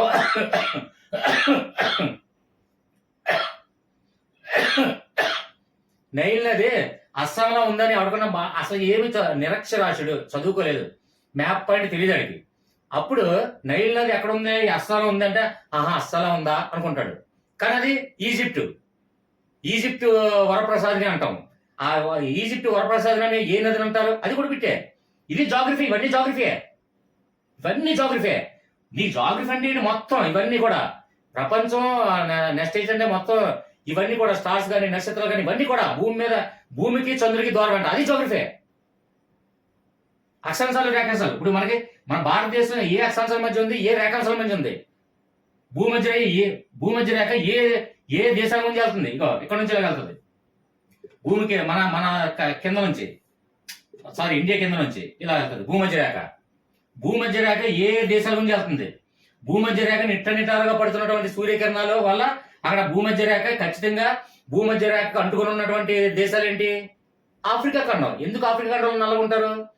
డైరెక్ట్ గా కిరణాలు నిట్టనిలుగా పడడం వల్ల, భూమధ్య రేఖ సరిహద్దు ప్రాంతాల్లో ఉండడం వల్ల ఆఫ్రికా ఖండంలో ఉన్న వాళ్ళందరూ నల్ల జాతీయుల మందే ఎక్కువ మంది ఉంటారు. అంటే ఇవన్నీ టాపిక్స్ జాగ్రఫీ నుంచి ఇవన్నీ తెలియాలంటే ఆఫ్రికా ఖండంలో ఉన్నటువంటి దేశాలు ఏంటంటే నమీబియా, జింబాబ్వే, సంథింగ్ ఇవన్నీ తెలియాలి. ఇవన్నీ తెలియాలంటే మ్యాప్ పాయింట్ తెలియాలి. అంటే ఇవన్నీ మొత్తం జాగ్రఫీ నుంచి కంప్లీట్ గా తెలుసుకోవాలనుకున్నవాడు ఖచ్చితంగా వరల్డ్ మ్యాప్ మీద ఖచ్చితంగా సంబంధం ఉందా లేదా? am I right? అంటే జాగ్రఫీలో మనం కవర్ చేసి, క్వాంటిటేటివ్ జాగ్రఫీ నుండి కవర్ చేయాలి. ప్రధాన అంశాలు, ప్రధాన బిట్లు ఇవన్నీ కూడా కవర్ చేయాలి. అంటే ఖచ్చితంగా జాగ్రఫీ రావాలన్నా, ఏ సబ్జెక్ట్ రావాలన్నా వరల్డ్ మ్యాప్ రావాల్సిందే. వరల్డ్ మ్యాప్ ఎవరికైతే వస్తుందో జనరల్ నాలెడ్జ్ లో టాపర్ అవుతాడు. నేను ఛాలెంజ్ ఇస్తున్నాను. ఎందుకంటే ఈ సబ్జెక్ట్ మొత్తం వరల్డ్ మ్యాప్ లో నేను టచ్ చెప్తాను మీకు ఇంట్రెస్టింగ్ గా. ఒక్కసారి కొద్దిగా తిట్టకుండా, మీరు క్లాస్ పీతలు అనుకోకుండా కొద్దిగా మీకోసమే నా ఈ తాపత్రయం వినండి. జాగ్రఫీ గురించి ఇంకా డెప్త్ గా మొత్తం అక్షాంశాలు, రేఖాంశాలు, ఇక్కడ అంటార్కిటికా ఖండం ఎక్కడ ఉంది, ఆర్కిటికా ఖండం ఎక్కడ ఉంది, ఎక్కడ అత్యంత చల్లనైన ప్రదేశం ఎక్కడ, ఏ ఖండమో, ఇవన్నీ జాగ్రఫీ సంబంధించిందండి. ఈ జాగ్రఫీ సంబంధించిన సబ్జెక్ట్ మొత్తం మీకు క్లియర్ గా అర్థం అవ్వాలి, మైండ్ లో సేవ్ అవ్వాలి, ఒక కథ రూపంలో క్లియర్ గా మీరు చెప్పగలగాలి అంటే వరల్డ్ మ్యాప్ రావాల్సిందే. ఓకే, నెక్స్ట్ హిస్టరీ ఉంది. ఇది అయిపోయింది కంప్లీట్. ఓకే, హిస్టరీ ఉంది. హిస్టరీ గురించి మనం చదివేటప్పుడు ఈ కాకతీయులు, చోళులు, పాండ్యులు, లేదంటే శ్రీకృష్ణదేవరాయలు, లేదంటే మరాఠీలు, లేదంటే సుల్తాన్లు, రకరకాల ఈ తొగ్లక్ వంశాలు, రకరకాల ఏంటి ఆంధ్ర హిస్టరీ కానివ్వండి, లేదంటే ఇండియన్ హిస్టరీ కానివ్వండి, వరల్డ్ హిస్టరీ కానివ్వండి, మెస్పటోమియా హిస్టరీ కానివ్వండి, సంథింగ్ ఈజిప్ట్ హిస్టరీ కానివ్వండి, సంథింగ్ ఏదైనా వరల్డ్ హిస్టరీలో ఇవన్నీ కావాలి. అంటే హిస్టరీకి వెళ్ళేసరికి ఇప్పుడు ఎగ్జాంపుల్ జర్మనీ ఏకీకరణలో, ఇటలీ ఏకీకరణ ఎలా ఏర్పడింది, జర్మనీ ఏకీకరణ ఎలా ఏర్పడింది, మొదటి ప్రపంచ యుద్ధం ఎవరికి మధ్య జరిగింది, అది ఎందువల్ల జరిగింది, మొదటి ప్రపంచ యుద్ధం గురించి కూడా మొదటి ప్రపంచ యుద్ధం, రెండో ప్రపంచ యుద్ధం కూడా వీడియో చేయడం జరిగింది, కథ రూపంలో ఎక్స్ప్లెయిన్ చేయడం జరిగింది. అయితే ఇవి ఎక్కడెక్కడ జరిగింది అంటే ఎక్కడెక్కడ ఈ ఏ దేశాలు ఎక్కడెక్కడ ఉన్నాయి, జర్మనీ ఎక్కడ ఉంది, ఇంగ్లాండ్ ఎక్కడ ఉంది, అందులో పాల్గొన్నటువంటి దేశాలు ఎక్కడెక్కడ ఏ ఉన్నాయి, దానికి ఫస్ట్ మొదటి ప్రపంచ యుద్ధం ఏ దేశం నుంచి ఏర్పడింది, ఎక్కడి నుంచి ఎక్కడికి ఏర్పడింది, దానికి ఏ యువరాజుకి హత్య చేస్తే అప్పుడు ఏ దేశానికి అల్టిమేటం జారీ చేయడం జరిగింది, ఆ అల్టిమేటం జారీ చేసినటువంటి ఈ పక్కన ఉన్న దేశాలు సపోర్ట్ ఎలా వచ్చాయి, ఈ పక్కన ఏ సపోర్ట్ ఉంది దేశం, జర్మనీ మద్దతు ఇచ్చినటువంటి దేశాలు ఏంటి, ఇటలీ, జర్మనీ మద్దతు పక్క పక్కన అంటుకుని ఉంటాయి. కాబట్టి అంటే మ్యాప్ అని తెలిస్తే ఆటోమేటిక్ గా ఫస్ట్ వరల్డ్ వార్ అర్థమవుతుంది, సెకండ్ వరల్డ్ వార్ అర్థమవుతుంది, ఇటలీ ఏకీకరణ అర్థమవుతుంది, జర్మనీ ఏకీకరణ అర్థమవుతుంది. జర్మనీ ఏకీకరణలో అందులో ఉన్నటువంటి పార్టిసిపేట్ చేసినటువంటి సభ్యులు కానివ్వండి, అందుకు మద్దతు ఇచ్చినటువంటి కంట్రీస్ కానివ్వండి, ప్రతి అంశాలు కూడా అంటే మొదటి ప్రపంచ యుద్ధం, రెండో ప్రపంచ యుద్ధం, జర్మనీ ఏకీకరణ, ఇటలీ ఏకీకరణ, అలాగే సంథింగ్ ఇప్పుడు ఐక్యరాజ్య సమితి ఎక్కడ ఉంది, అలాగే ఇవన్నీ కూడా మొత్తం. నెక్స్ట్ ఏంటంటే రాజులు, మొత్తం ఆ రాజుల తాలూకా నగరాలు. ఇప్పుడు చోళులు, పాండ్యులు మన స్టేట్లు ఎక్కడ ఉన్నారు, శివాజీ అంటే మహారాష్ట్ర ఎక్కడ ఉన్నారు, ఇవన్నీ కూడా ఎక్కడి నుంచి ఇప్పుడు అలెగ్జాండర్ అంటే ఎవరు?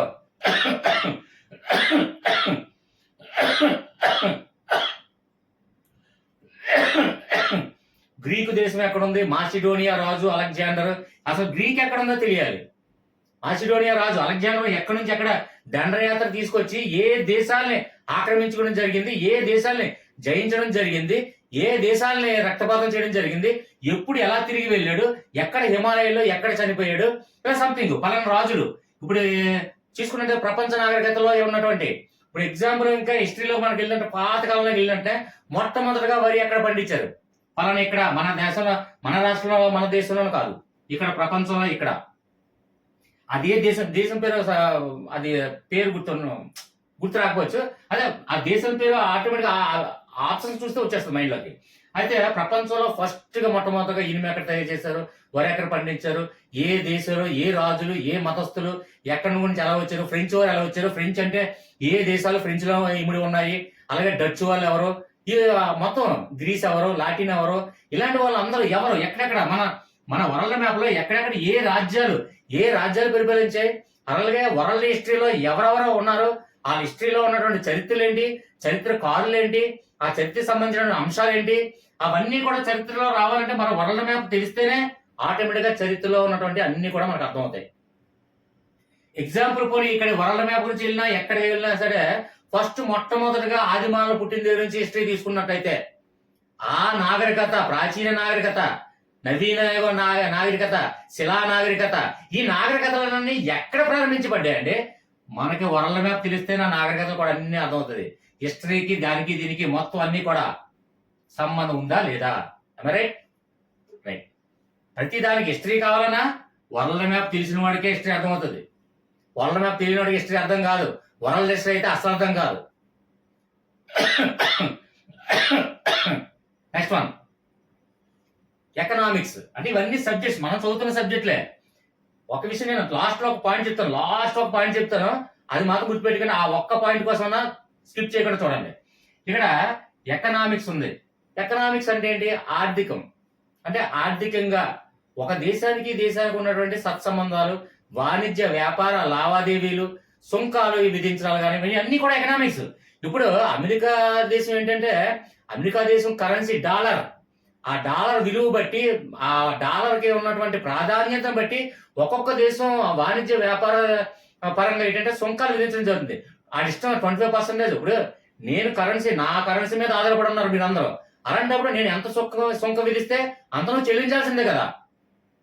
డాలర్ ప్రాధాన్యత ఉంది కాబట్టి, ఎందుకంటే మనకి వాణిజ్య వ్యాపార ఎగుమతి దిగుమతి లావాదేవీలు ఇవన్నీ కూడా డాలర్ విలువ రూపంలోనే మనకి మారుబడి అవుతుంది. అంటే ఇచ్చిపుచ్చుకోవడం, మార్చుకోవడం అంతా లావాదేవీలు ట్రాన్సాక్షన్ మొత్తం డాలర్ రూపంలో అవుతుంది. కాబట్టి ఆ డాలర్కి విలువ పెరిగి వాడు డాలర్ కాబట్టి డాలర్ మీద డిపెండ్ అయ్యి ఉన్నాం కాబట్టి చైనాకు ఒక సొంకు, మనకు ఒక సొంకు, యూరోపియన్ కంట్రీస్కి ఒక సొంకు, అలాగా రష్యానికి ఒక సొంకు, అలా విధించడం జరుగుతుంది. ఇవన్నీ కూడా ఎకనామిక్స్.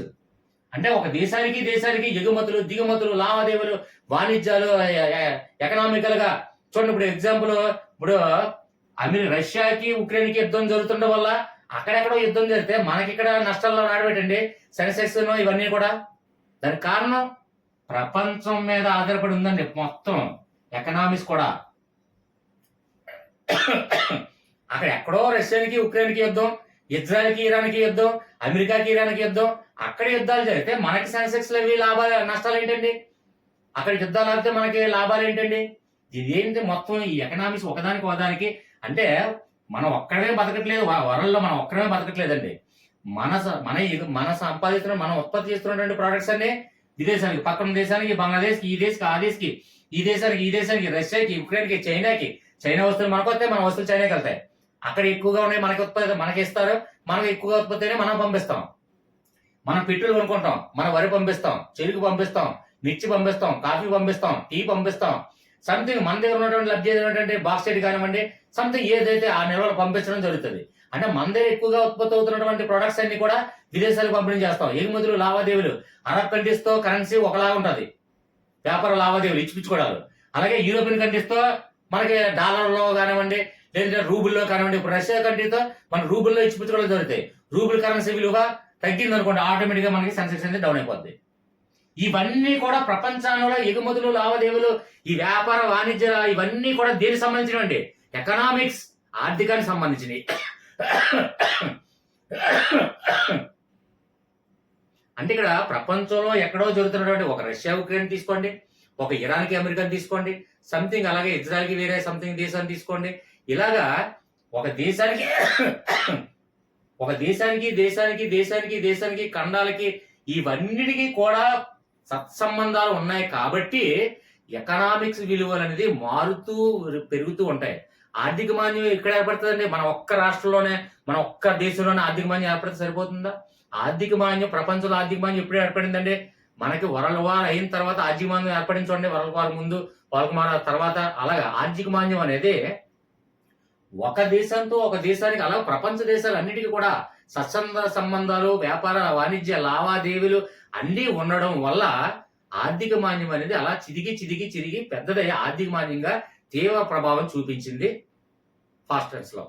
కాబట్టి ఎకనామిక్స్ అనేది ఏంటంటే, ఎకనామిక్ సబ్జెక్ట్ అనేది అంటే ఇందులో ఎకనామిక్స్ సబ్జెక్ట్ అనేది ఏంటంటే మొత్తం ప్రపంచంలో ఉన్నటువంటి అన్ని దేశాలకి సంబంధించిందేనండి ఎకనామిక్స్ అనేది. ఆర్థికం మనం డెవలప్మెంట్ అవ్వాలన్నా ఏదైనా పక్కన పొరుగు ఉన్నటువంటి దేశాల వల్ల కూడా మనకు ఉంటుంది. మన ప్రోడక్ట్ ఉత్పత్తి అవుతుంది కరెక్టే, మనకు కాదు. మన పెట్రోల్ బ్యాన్ చేస్తారు, మనం ఏం చేసుకుంటాం అండి? ఇప్పుడు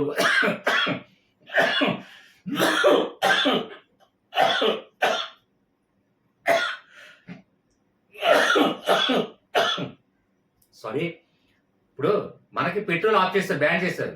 మన దగ్గర చెరుకు, వరి లేదా సంథింగ్ మనకు ఉన్నటువంటి ప్రొడక్ట్స్ అన్ని కూడా వారికి పంపించినందుకు మాత్రం మనకి పెట్రోల్ ఆఫ్ చేస్తే మనకేంటి? ఎకనామిక్ గా మనకి లాసే కదా. అలాగే ఇక్కడ రష్యా కంట్రీస్ కి అత్యధిక అణు ఆయుధాలు ఉన్నాయి. ప్రపంచంలో కల్లా ఎక్కువ అణు ఆయుధాలు కలిగినటువంటి దేశం అంటే రష్యా. కానీ అది కూడా ఆర్థికంగా చిన్న, మరి అణు ఆయుధాలు ఉన్నాయి కదా, అణు ఆయుధాలు తయారు చేసుకున్న కెపాసిటీ అంత ఉంది. ఒక 4000 అబౌవ్ అంతా ఉన్నాయి అణు ఆయుధాలు. 4000 5000 ఇంచుమించు అనుకుంటాను. అయితే అన్ని అణు ఆయుధాలు ఉన్నాయి. ఈ అణు ఆయుధాలన్నీ కూడా అమ్ముకొని కొన్ని లక్షల బిలియన్ డాలర్ సంపాదించవచ్చు కదా.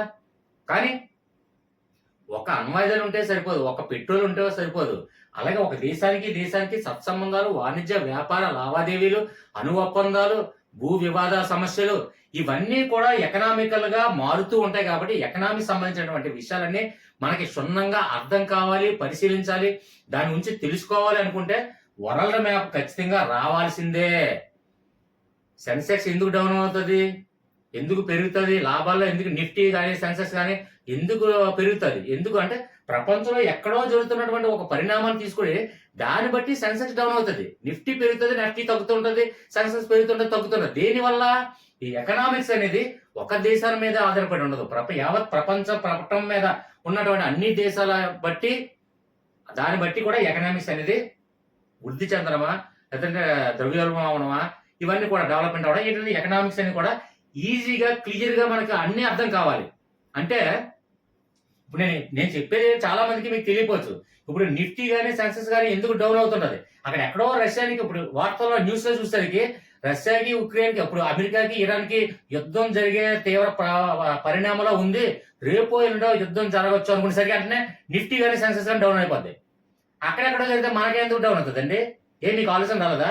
ఎకనామిక్స్ అనేది, ఆర్థికం అనేది ఏంటంటే యావత్ ప్రపంచ పటం మీదే మొత్తం అన్నిటికీ మీద ఆధారపడి ఉంటది. ఎందుకంటే వాణిజ్య వ్యాపార లావాదేవీలు, ఒప్పందాలు ఇవన్నీ కూడా, అగ్రిమెంట్స్ ఇవన్నీ కూడా అందులోకి వస్తుంది. కాబట్టి ఎకనామిక్స్ గురించి మనకి రావాలి అన్నా వరల్డ్ మ్యాప్ తెలిసినోడికే ఎకనామిక్స్ కూడా క్లియర్ గా అర్థమవుతుంది. అంటే ఖచ్చితంగా వరల్డ్ మ్యాప్ రావాల్సిందే. Next one, public administration. Admin రాశానంటే కొన్ని స్పెల్లింగ్ మిస్టేక్ వచ్చినా ఏదైనా మీరు దయచేసి ఏంటంటే నాకు సరిగ్గా కనిపించలేదు, ఏదో కొంచెం సబ్జెక్ట్ చెప్పాలని ఉంటుంది, ఏదో మామూలు తెలుగులో రాసుకుంటూ వెళ్ళిపోయినా అది మాత్రం గమనించండి. ఏదైనా చిన్న చిన్న మిస్టేక్స్ ఉన్నా నాకు కనిపించట్లేదు సరిగ్గా, కాకపోతే మీరు సబ్జెక్ట్ మాత్రం వినండి. ఇక పబ్లిక్ అడ్మిన్ అంటే పబ్లిక్ అడ్మినిస్ట్రేషన్, ప్రభుత్వ పరిపాలన, ప్రభుత్వ పరిపాలన అనేది చూడండి, మనకి ఒక దేశం మీద ఆధారపడి ఉందండి. ఇప్పుడు ఒక ప్రభుత్వ పరిపాలన ఒకేలా ఉండదు. మన దేశ రాజ్యాంగ ప్రభుత్వ పరిపాలన ఒకలా ఉంటది. అంటే మనకి ఇక్కడ చూడండి, మనకి ప్రైమ్ మినిస్టరే ప్రభుత్వ పరిపాలన. అమెరికాకి వెళ్ళేసరికి ప్రైమ్ మినిస్టర్ కాదు, అక్కడ రాష్ట్రపతి, ఐ మీన్ ఏంటంటే ప్రెసిడెంట్. అక్కడ ప్రెసిడెంట్, అక్కడ ప్రభుత్వ పరిపాలన మొత్తం ఎవరు ప్రెసిడెంట్ ఆధీనంలో ఉంటుంది. ఇక్కడ ప్రైమ్ మినిస్టర్ ఆధీనంలో ఉంది. ఏ దేశంలో ఎక్కడ ప్రభుత్వ పరిపాలన ఎలా ఉంటుంది అనేది కూడా, ఈ ప్రభుత్వ పరిపాలన అనేది కూడా ఈ ప్రపంచ పటం మీద ఆధారపడి ఉంటుందండి. ఇప్పుడు ఇంగ్లాండ్ లో ప్రభుత్వ పరిపాలన ఒకలా ఉంటుంది, ప్రధానమంత్రి చేతిలో, లేదంటే ఇంగ్లాండ్ అనగానే పార్లమెంట్ చేతిలో, పార్లమెంట్ లోనే ప్రభుత్వ పరిపాలన విధానం మొత్తం పార్లమెంట్ లో ఉంటుంది. ఇది పార్లమెంట్ ప్రభుత్వ పరిపాలన విధానానికి ఎగ్జాంపుల్ గా అది ఇంగ్లాండ్ మనం చూపిస్తాం. అధ్యక్ష తరహా ప్రభుత్వ పరిపాలన విధానానికి ఎగ్జాంపుల్ ఏంటంటే అమెరికా మనం చూపిస్తాం. ఎందుకంటే అక్కడ అధ్యక్షుడే రాజు, ఇక్కడ పార్లమెంటే రాజు. అంటే పార్లమెంట్కి ఎక్కువ పవర్స్ ఇవ్వడం జరిగింది. అక్కడ ప్రభుత్వ పరిపాలన విధానం ఒకలా ఉంటుంది, ఇక్కడ ప్రభుత్వ పరిపాలన ఒకలా ఉంటుంది. అంటే మన దేశంలో ప్రభుత్వ పరిపాలన విధానం ఒకలా ఉంది. ఎగ్జాంపుల్ మనం చూసుకుంటే లాస్ట్ ఆర్థిక మంత్రి ఏర్పడినటువంటి శ్రీలంక ప్రభుత్వ పరిపాలన విధానం ఒకలా ఉంటుంది. కాబట్టి ఆ ప్రభుత్వ పరిపాలన విధానాలు, ఆ అనుసరించే పద్ధతులు అవన్నీ అర్థమైతే ఆటోమేటిక్ గా ఆ దేశంలో ఆర్థిక మాధ్యం ఎందుకు ఏర్పడింది. రీసెంట్ గా మనకి బంగ్లాదేశ్ లో ఉన్నటువంటి ప్రభుత్వ పరిపాలన విధానం పడిపోయి తర్వాత ప్రజలు తిరగబడి తర్వాత ఇప్పుడు రీసెంట్ గా ప్రభుత్వం ఏర్పడడం జరిగింది. అంటే అక్కడ మెయిన్ ఏంటి, ప్రభుత్వ పరిపాలన విధాన పద్ధతులు. అలాగే మనం ఇంకో దేశాలు మనకి పబ్లిక్ అడ్మినిస్ట్రేషన్, ప్రభుత్వ పరిపాలన విధానాలు ఇవన్నీ కూడా మనం ఇంకో ఒక విషయాన్ని గమనించండి. ప్రభుత్వ పరిపాలన విధానాలు అన్ని కూడా ఒక్కొక్క దేశం నుంచి మనం స్వీకరించినయే. మన రాజ్యాంగంలో అంబేద్కర్ గారు ఇండివిజువల్ గా ఆలోచించి రాసినవి కాదు. అంటే ప్రతి ప్రపంచంలో మొత్తం ప్రభుత్వ పరిపాలన విధానాలు అన్ని కూడా పరిశీలించి, అంటే ఒక సీఎంకి సీఎంకి పవర్స్ ఇవ్వాలా, గవర్నర్ కి పవర్స్ ఇవ్వాలా, లేదంటే హైకోర్టు న్యాయమూర్తికి పవర్స్ ఇవ్వాలా, లేదంటే ఒక పంచాయతీ మెంబర్ కి పవర్స్ ఇవ్వాలా, ఇవన్నీ ప్రభుత్వ పరిపాలన పవర్స్ అన్ని ఎవరికి ఇవ్వాలి, అది ఎక్కడ ఏ దేశం నుంచి ఎవరి దగ్గర నుంచి ఎలాంటి మనం స్వీకరించాం. ప్రభుత్వ పరిపాలన విధానం అన్ని కూడా ఒకేలా ఉండవు. ఒకే దేశంలో ఇప్పుడు మన దేశంలో ప్రభుత్వ పరిపాలన విధానం ఒకలా ఉండవు, వేరే దేశంలో ప్రభుత్వ పరిపాలన విధానం ఇంకోలా ఉంటాయి. అమెరికాలో ఒకలాగా, కెనడాలో ఒకలాగా, ఇంగ్లాండ్లో ఒకలాగా, శ్రీలంకలో ఒకలాగా, అలాగే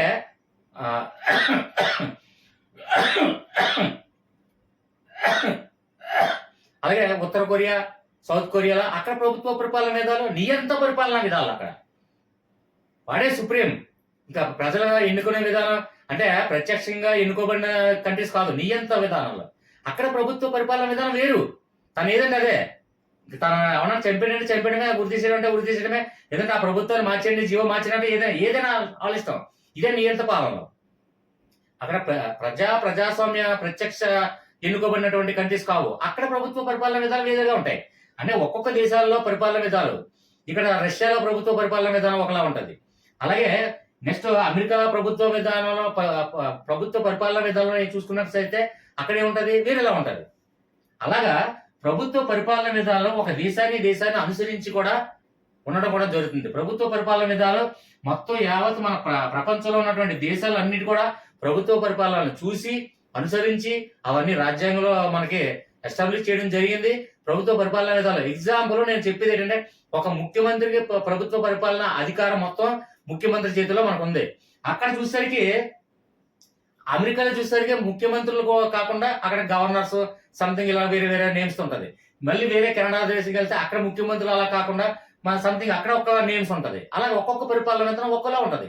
ఇలాంటి ప్రభుత్వ పరిపాలన విధానాలు అడ్మినిస్ట్రేషన్ అంటే మన దేశంలో ఉన్నటువంటి ప్రభుత్వ పరిపాలన విధానం అన్ని అర్థం కావాలన్నా ఏదైనా ప్రపంచ పటానికి మాత్రం ఖచ్చితంగా రావాల్సిందే.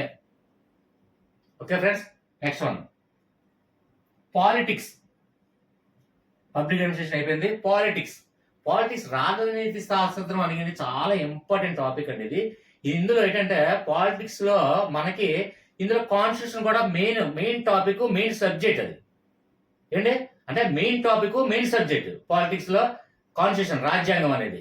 ఎందుకంటే మనకి రాజ్యాంగం బట్టే మన ఇప్పుడు ప్రభుత్వ పరిపాలన విధానం కానీ, మన పాలిటిక్స్ కానీ, మన జీవన విధానానికి అనుగుణంగా ఉన్నటువంటి మన జీవన విధానానికి అనుగుణంగా మనం బ్రతకడానికి మనం నిర్మించుకున్నటువంటి ఒక రాజ్యాంగం. ఈ రాజ్యాంగం ఎక్కడి నుంచి క్రియేట్ చేశారు? ఇప్పుడు మనకి డాక్టర్ బిఆర్ అంబేద్కర్ గారు రాజ్యాంగాన్ని రచించారు అంటే ఆయన కూర్చొని తపస్సు చేసి రాజ్యాంగం రచించలేదండి. అంటే మన హిందూ సాంప్రదాయం, ముస్లిం సాంప్రదాయం, క్రిస్టియన్ సంప్రదాయం, అలాగే మన దేశంలో ఉన్నటువంటి ఇతర మతాల సాంప్రదాయాలు, మనం ముందు నుంచి ఆచరిస్తున్నటువంటి మన భారతీయ సాంప్రదాయాలకు అనుగుణంగా, మన జీవన విధానానికి అనుగుణంగా, మనకి మనం నిర్మించుకున్నటువంటి రాజ్యాంగం ఏ విధంగా ఉంటే మనకి కరెక్ట్ గా సౌలభంగా ఉంటుంది అని అంబేద్కర్ గారు ప్రపంచం మొత్తం తిరిగి, కెనడా నుంచి కొన్ని, అమెరికా నుంచి ప్రాథమిక హక్కులు, రష్యా నుంచి ప్రాథమిక విధులు, ఇలా సంథింగ్ ప్రాథమిక హక్కులు, ప్రాథమిక విధులు, నెక్స్ట్ ఇలా సంథింగ్ ఇలాంటి అన్ని కూడా రాజ్యాంగంలో ఉన్నటువంటి అన్ని కూడా అంశాలు, ఏ అంశాలు ఏంటనేది కూడా నేను రాజ్యాంగం ఏ దేశాల నుంచి మనం రాజ్యాంగాన్ని ఏ అంశాలు స్వీకరించాం ఆ టాపిక్ మీద వీడియో చేయడం జరిగింది. ఆ టాపిక్ కావాలంటే లింక్ కూడా జరిగింది. అది అన్ని లాజిక్స్ తోనే నేను వీడియో చేయడం జరుగుతుంది. కాబట్టి ఇక్కడ ఏ దేశాల నుంచి ఏ రాజ్యాంగం నుంచి మనం ఏ అంశాలు స్వీకరించాం. ఫర్ ఎగ్జాంపుల్, రాష్ట్రపతికి ఉన్న అధికారాలు, ప్రధానమంత్రికి ఉన్నటువంటి అధికారాలు, సుప్రీంకోర్టుకు ఉన్నటువంటి అధికారాలు, పార్లమెంట్కు ఉన్నటువంటి అధికారాలు, గవర్నర్కు ఉన్నటువంటి అధికారాలు. For example, Lok Sabha, Rajya Sabha, parliament, Lok Sabha plus Rajya Sabha plus రాష్ట్రపతి ఈజ్వల్ టు పార్లమెంటు. ఈ అంశాలను ఎక్కడ నుంచి తీసుకొచ్చాం. అలాగే Lok Sabha speaker, deputy speaker, pro tem speaker, అలాగే రాజ్యసభకి డిప్యూటీ చైర్మన్ హోదా కాకుండా ఉపరాష్ట్రపతి, సుప్రీంకోర్టు ప్రధాన న్యాయమూర్తి, సుప్రీంకోర్టు ప్రధాన న్యాయమూర్తికి ఉన్నటువంటి అంశాలు.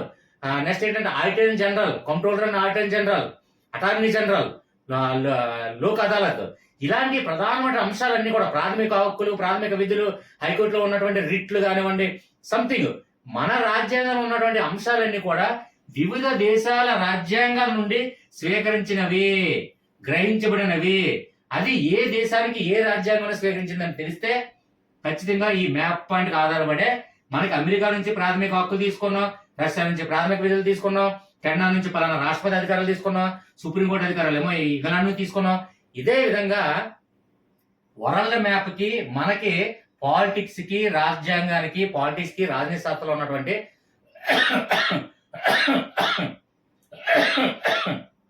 ఇప్పుడు ఎగ్జాంపుల్ పాలిటిక్స్ అనగానే చాలా మంది కొన్ని అందులో సిద్ధాంతాలు, కొన్ని అంటే అక్కడ శాస్త్రజ్ఞులు కానివ్వండి, అక్కడ ఉన్నటువంటి ముఖ్యమైనటువంటి పర్సన్స్ కానివ్వండి. అంటే ఎగ్జాంపుల్, ఇప్పుడు మాంటెస్క్యూ అధికరణ వృధక్కరణ సిద్ధాంతం ఉంది పాలిటిక్స్ లో. అంటే ఇప్పుడు ఎగ్జాంపుల్ చూసుకున్నట్లయితే పాలిటిక్స్ లో ఇంకా డెప్త్ వెళ్ళిపోవాల్సి వస్తుంది. కాబట్టి ఒక్క సెకండ్. అంటే ఏం లేదు, ఇప్పుడు శాసనం, చట్టం, న్యాయం. శాసనం, చట్టం రెండు కూడా ఒకరి చేతిలో ఉన్నప్పటికీ న్యాయం ఎప్పుడు కూడా వేరే వ్యక్తి చేతిలో ఉండాలని మాంటెస్క్యూ అధికారం ఉదక్కరణ సిద్ధాంతం వచ్చింది. ఈ మాంటెస్క్యూ అధికారం ఉదక్కరణ సిద్ధాంతం ఎక్కడి నుంచి వచ్చింది, ఏ రాజ్యాంగం నుంచి తీసుకొచ్చాడు, ఆ శాస్త్రజ్ఞుడు ఏ దేశానికి కంట్రీ వాడు, ఇది చాలా ఆడడం జరుగుతుంది. అవన్నీ కూడా ఇది డెప్త్ టాపిక్ అండి. తర్వాత మనం గ్రూప్ లో డిస్కస్ చేద్దాం. లేదంటే పాలిటిక్స్, ఓన్లీ పాలిటిక్స్ చెప్పినప్పుడు ఈ టాపిక్స్ అని నేను ఎక్స్ప్లెయిన్ చేస్తాను. అయితే ఇలాగా గొంతు పెరుగుతుంది ఫ్రెండ్స్, దయచేసి కొద్ది ఓపిపట్టండి. మీకోసమే సింపుల్ గా 2-3 లైన్లో చెప్తా, ఓకేనా? అంటే మీకు ఎక్కువ క్లియర్ గా అర్థం కావాలన్న ఈ తాపత్రయం, అంతే. లెంత్ ఎక్కువైనా కొద్దిగా క్షమించండి. అయితే ఇక్కడ ఈ పాలిటిక్స్ అనేది మొత్తం ప్రపంచానికి సంబంధించిన అంశాలు అనేది మీకు అర్థమైంది. నెక్స్ట్ టాపిక్ వెళ్దాం. సోషియాలజీ అంటే సమాజ సేవా శాస్త్రం అనుకుందాం. సమాజం అంటే ప్రపంచంలో ఏ దేశానికి హెల్ప్ చేస్తుంది. ఇప్పుడు ఎగ్జాంపుల్, ఉక్రెయిన్ దేశాలకు హెల్ప్ చేసినటువంటి దేశాలు ఏ దేశాలు ఉన్నాయి. ఇవన్నీ కూడా సోషియాలజీ అంటే సమాజ సేవ. సమాజ సేవ అంటే అది మన జిల్లాకో, మన ప్రాంతానికో, మన రాష్ట్రానికో, మన కంట్రీకో కాదు. యావత్తు మనకు భూభాగంలో ఉన్నటువంటి, ప్రపంచ పటంలో ఉన్నటువంటి దేశాలన్నిటికీ కూడా ఈ సోషియాలజీ అనే సబ్జెక్టు ముడిపడి ఉంది.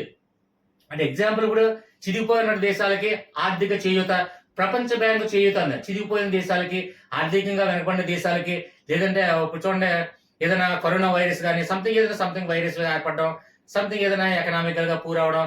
కొన్ని ఇప్పుడు ఆఫ్రికా ఖండంలో చాలా నిరుపేద దేశాలు, తిండి లేని, నీరుకి ఇబ్బంది అయినటువంటి దేశాలు, అలాగే జబ్బులు కారణాలు ఉన్నటువంటి దేశాలు, వెనకబడిన దేశాలకి అప్పులు ఇవ్వడం, నెక్స్ట్ ఏంటంటే చిన్న తరహా పరిశ్రమలకి పెట్టుబడులు ఇవ్వడం. ఇలా సంథింగ్ ప్రపంచ బ్యాంకులు కానివ్వండి, లేదంటే అగ్రగామి దేశాలు కానివ్వండి, లేదంటే ఐక్యరాజ్య సమితిలో భద్రతా మండలి దేశాలు కానివ్వండి, ఐక్యరాజ్య సమితిలో సభ్యులు కానివ్వండి, ఐక్యరాజ్య సమితిలో సభ్యు దేశాలు కానివ్వండి, ఇవి ప్రపంచంలో ఉన్నటువంటి అన్ని దేశాలకి సమాజ సేవ రూపంలో, అంటే సోషియాలజీ సమాజ సేవ రూపంలో ఆయా దేశాలకి చేయూతనిచ్చుకుంటూ మనకి మన ప్రపంచంలో ఉన్న మన ప్రపంచ పటంలో ఉన్నటువంటి దేశాలన్నీ ఒకరికొకరు చేయూతనిచ్చుకొని అందరూ అభివృద్ధి చెందాలి, మానవాళి మొత్తం అభివృద్ధి చెందాలనే ఉద్దేశంతో ఈ సోషియాలజీ అనే టాపిక్ మీద ప్రధాన అంశాలు చాలా ఉన్నాయి. ఇంకా నేను డెప్త్గా చెప్తే బిట్లు వేసి కూడా వెళ్ళిపోతాయి. అందుకే లెంత్ ఎక్కువ అవుతుంది కాబట్టి దయచేసి 2-3 లైన్లో సింపుల్ ఇంట్రడక్షన్ ఇస్తాను. డెప్త్ టాపిక్ ఎప్పుడు నేను చెప్తానంటే ఇందులో ఏ టాపిక్స్ అయితే ఉన్నాయో అంటే సబ్జెక్ట్స్ అన్నీ ఉన్నాయో ఆ సబ్జెక్ట్ ఇండివిజువల్ గా తీసుకున్నప్పుడు అప్పుడు నేను చెప్తాను ఫైనల్ గా. అయితే ఇక్కడ చూడండి, ఇక్కడ సోషియాలజీలో ఇంకా చాలా ఎక్కువ టాపిక్స్ ఉన్నాయి. ప్రపంచ బ్యాంక్ కానీ లేదంటే ఇప్పుడు రకరకాల ఇప్పుడు యుఎన్ సబ్జెక్ట్ ఉన్నటువంటి కొన్ని సంస్థలు కానివ్వండి, ఆర్గనైజేషన్స్ కానివ్వండి, ఇవన్నీ కూడా ఇంక్లూడ్ అవుతాయి. ప్రపంచంలో ఎక్కడెక్కడ ఏ ఆర్గనైజేషన్స్ ఉన్నాయి, ఏ సంస్థలు ఉన్నాయి, ఇవన్నీ కూడా ఆరోగ్య సంస్థ కానివ్వండి, లేదంటే WHO కానివ్వండి, లేదంటే వరల్డ్ బ్యాంక్ కానివ్వండి, సంథింగ్ ఇంకా బోల్డ్ ఐక్య సంస్థలు ఇలా హెల్పింగ్ చేసే చాలా ఉన్నాయి సంస్థలు కానివ్వండి, ఆర్గనైజేషన్స్ కానివ్వండి, ఇలాంటివన్నీ కూడా. ఇలాంటివన్నీ కూడా ఏ దేశాల్లో ఎక్కడెక్కడ ఏ ఉన్నాయి, ఏ దేశాలకు సంబంధం ఉన్నాయి, ఏ దేశాలు చిదిగిపోయి ఉన్నాయి, చిదిగిపోయినటువంటి దేశాలకు ఏ దేశాలు చేయూతనిస్తున్నాయి, ఎంత చేయూతనిస్తున్నాయి, ఏ దేశాలు ముందుకు వచ్చాయి, ఏ దేశాలు కూటమిగా ఉంటూ ఆ చిదిగిపోయిన దేశాన్ని డెవలప్మెంట్ చేసుకుంటున్నాయి. మరి కూటమిగా ఎందుకు తయారవుతాయండి? ఏదైనా సరే ఇప్పుడు యూరోపియన్ కూటమి లేదంటే ఏషియన్ కూటమి సంథింగ్ ఇలాంటి కూటమిలన్నీ ఇప్పుడు సార్క్ కానివ్వండి, యూరోపియన్ కూటమి కానీ ఇవన్నీ ఏంటంటే ఆ కూటమిలో చేరి ఆయా దేశాలకు ఆ కూటమిలో ఉన్నటువంటి దేశాలకి చేతునిచ్చు సేవ చేసుకొని ఒక్కొక్కరు ఆ దేశాల్లో ఉన్నటువంటి కూటమిలో ఉన్నటువంటి దేశాలన్నీ కూడా అభివృద్ధి చెందడం కోసం ఇవన్నీ అంటే ఇవి ఒక రకంగా సోషియాలజీ సంబంధించింది కదండి ఈ టాపిక్స్ అన్ని కూడా. అంటే మనకి ఇక్కడ స్టేట్ వైజ్ వస్తే స్టేట్ లో ఉన్నటువంటి సమాజ సేవా సంస్థలు అంటే ఎగ్జాంపుల్ ఇప్పుడు శిశు సంక్షేమ సేవా సంస్థలు, లేదంటే ఉపాధి హామీ పథక సేవా సంస్థలు, ఇలా సంథింగ్, లేదంటే అనాథ సేవా సంస్థలు సంథింగ్ మనకు ఉన్నటువంటి ప్రభుత్వ అధికారాల్లో తీసుకుంటే ఈ సోషల్ అనేది స్టేట్ గవర్నమెంట్ లో ఈ విధంగా వస్తాయి. అదే సెంట్రల్ లో తీసుకున్నట్లయితే మనకి గవర్నమెంట్ సెంట్రల్ గవర్నమెంట్ తీసుకున్నట్లయితే ఇండియాలో తీసుకున్నట్లయితే ఇండియాలో ఉన్నటువంటి సమాజ సేవా సంస్థలు, రకరకాల మానవ హక్కుల కమిషన్లు సంథింగ్ ఇలాంటివన్నీ కూడా ఇవన్నీ కూడా సోషియాలజీ టాపిక్ లో వస్తాయండి. అవన్నీ అర్థం అవ్వాలంటే వరల్డ్ మ్యాప్ మొత్తం ఇవన్నీ మ్యాప్ పాయింట్ మీద ఆధారపడి ఉంది. Okay right, next one continue. Maths అండి, మ్యాథ్స్ కి వరల్డ్ మ్యాప్ కి సంబంధం ఏంటండి? మరి ఇప్పుడు మ్యాథ్స్ కి మనకి సెన్సెక్స్లు, నెక్స్ట్ ఏంటంటే నిఫ్టీలు, అలాగే సుంకాలు, ఎంత బడ్జెట్లు, డాలర్ విలువ ఎంత, ఆ డాలర్ విలువ ఎంత, ఆస్ట్రేలియన్ డాలర్ విలువ ఎంత, మన డాలర్ విలువ ఎంత, పాకిస్తాన్ డాలర్కి మన డాలర్కి ఎంత విలువ ఎంత, ఇవన్నీ మ్యాథ్స్ సంబంధించిన విషయాలే. ఇవన్నీ కూడా వరల్డ్ మ్యాప్ వస్తాయి. మ్యాథ్స్ మీకు డాలర్ విలువ ఇప్పుడు రూపుల విలువ ఒకలా ఉంది, డాలర్ విలువ ఒకలా ఉంది. మన దేశంలో రూపాయికి మన దేశంలో రూపాయి ఎంత వేల ఉంది. మన దేశంలో ఇప్పుడు ఇండోనేషియా తీసుకుంటే మనం ఒక రూపాయి తీసుకెళ్ళిస్తే 216 రూపాయలు బాగా కరెన్సీ ఇస్తారు మనకి. ఏంటంత తేడా దేనికి? మనకేమైనా 2 తలకాయలు, 2 చేతులు, 4 చేతులు, 4 కాళ్ళు లేదే అంటే అక్కడ మ్యాథ్స్ సంబంధించినటువంటి విషయాలు అందులో ఏమున్నాయి, ఏం దాగున్నాయంటే ఇవన్నీ కూడా వస్తాయండి. అంటే మన డెవలప్మెంట్ ఉన్నటువంటి కంట్రీస్ కి, మన దగ్గర ఉన్నటువంటి ప్రొడక్ట్స్ కి, మన ఇంప్లిమెంటేషన్ ఎంత అయిన దానికి ఇవన్నీ కూడా కరెన్సీ విలువ మార్పులు చేర్పులు ఇవన్నీ జరుగుతూ ఉంటాయి. ఇవన్నీ మ్యాథ్స్ సంబంధించిన ఇప్పుడు మ్యాథ్స్ లో ఉన్నటువంటి సంబంధించిన ఎక్స్పర్ట్స్ కానివ్వండి, అలాగే కొన్ని ఇప్పుడు మ్యాథ్స్ లో ఉన్నటువంటి ఇప్పుడు చూడండి అవార్డ్స్ ఉన్నాయి కానివ్వండి, మ్యాథ్స్ లో అవార్డ్స్ ఉన్నాయి. అలాగే మ్యాథ్స్ లో ఉన్నటువంటి సైంటిస్టులు, అలాగే శకుంతలాదేవి, ఆ శకుంతలాదేవి అక్కడ ఏ రాష్ట్రానికి చెందిన పర్సన్, ఏ దేశానికి పర్సన్, అలాగే ఐక్యరాజ్యసమితిలో కానివ్వండి ప్రపంచంలో ఉన్నప్పుడు జరుగుతున్నటువంటి శకుంతలాదేవి ప్రపంచంలోకి వెళ్ళి ఏ కంట్రీలో ఎక్కడ స్పీచ్ ఇచ్చింది, ఎక్కడ కాల్కులేషన్ చేసింది శకుంతలాదేవి. మ్యాథ్స్ రోబో అంటాం కదండి, మ్యాథ్స్ ఎక్స్పర్ట్ శకుంతలాదేవి. ఒకసారి కావాలి యూట్యూబ్ కొట్టి చూడండి, శకుంతలాదేవి కొడితే వస్తుంది. ఆవిడ ఎక్కడ స్పీచ్ ఇచ్చింది, ఎక్కడ కాల్కులేట్ చేసింది, ఎక్కడ సంథింగ్ ఆవిడకు ఒక బిరుదు ఇవ్వడం జరిగింది, ఏ దేశాలు అంటే మ్యాథ్స్ లో ఉన్నటువంటి ఎక్స్పర్ట్స్. ఇప్పుడు ఇవన్నీ కూడా మ్యాథ్స్ సంబంధించిన డాలర్ విలువ, కరెన్సీ విలువ, రూబుల విలువ, ఈ మార్పులు చేర్పులు ఎందువల్ల వస్తుంది, కరెన్సీ డాలర్ విలువ ఎంత కరెన్సీ వస్తుంది, నెక్స్ట్ ఇవన్నీ మ్యాథ్స్ సంబంధించిన విషయాలు. ఇవన్నీ మ్యాథ్స్ మనం కరెక్ట్గా ఆలోచించగలిగితే ప్రతి దానికి అమెరికాకి, ఆస్ట్రేలియాకి, కెనడాకి, ఆస్ట్రేలియా డాలర్కి, దీనికి దానికి మొత్తం ఈ కరెన్సీ విలువ, కరెన్సీ కట్టాలంటే విలువలు కాల్కులేషన్ లో ఎంత కరెన్సీ అవుతుంది. ఇప్పుడు ఎగ్జాంపుల్ చూసుకున్నట్లయితే మనకి రక్షణ విలువ 2 లక్షల కోట్లు అనుకుందాం. అమెరికా వాడు ఏంటంటే 10 లక్షల కోట్లు పెడుతున్నాడు. ఆ 10 లక్షల కోట్లు అంటే ఏంటి? కరెన్సీ. మ్యాథ్స్ అది కూడా. ఆడి కరెన్సీ ఎంత పెట్టాడు, ఈ కరెన్సీ పెట్టిన దాన్ని బట్టి ఆడి కరెన్సీ పెడతాడు. ఇప్పుడు ఎగ్జాంపుల్ రష్యా వాడు పెట్టిన దాన్ని బట్టి ఉక్రెయిన్ వాడు పెడతాడు కరెన్సీ కాస్ట్ వాల్యూ. అది ఎంత దీన్ని పెట్టాలి, పంటల ఉత్పత్తులు వాటిలోనే ఎంత కరెన్సీ పెట్టాలి, ఇప్పుడు రక్షణ రంగానికి ఎంత పెట్టాలి, రక్షణ రంగానికి ఎంత కరెన్సీలు పెట్టాలి. అంటే ఒక దేశం కరెన్సీ పెట్టిన దాన్ని బట్టి వాడి శత్రువు కూడా అంత రక్షణ దళానికి అంత కరెన్సీ పెడతాడు. ఇవన్నీ మ్యాథ్సే. ఇవన్నీ కూడా మ్యాథ్సే. ఇంకా డెప్త్ టాపిక్ వెళ్తే చాలా లెంత్ అవుతుంది. సో ఇక్కడతో ఆపేసానండి. ఓకే, ప్రతి దానికి కూడా అంటే వరల్డ్ మ్యాప్ తో సంబంధం ఉంది. వరల్డ్ మ్యాప్ వస్తేనే ఏ సబ్జెక్ట్ అనేది మీకు అర్థం అవుతుంది, మీకు ఒక క్లారిటీ రావాలి. నెక్స్ట్ వన్, భౌతిక శాస్త్రం.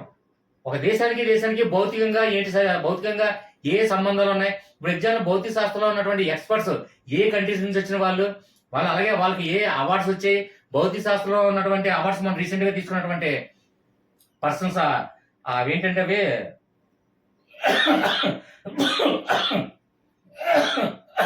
అవార్డ్స్ తీసుకున్నాం. వాళ్ళు రీసెంట్ గా పేరు గుర్తు రావట్లేదు.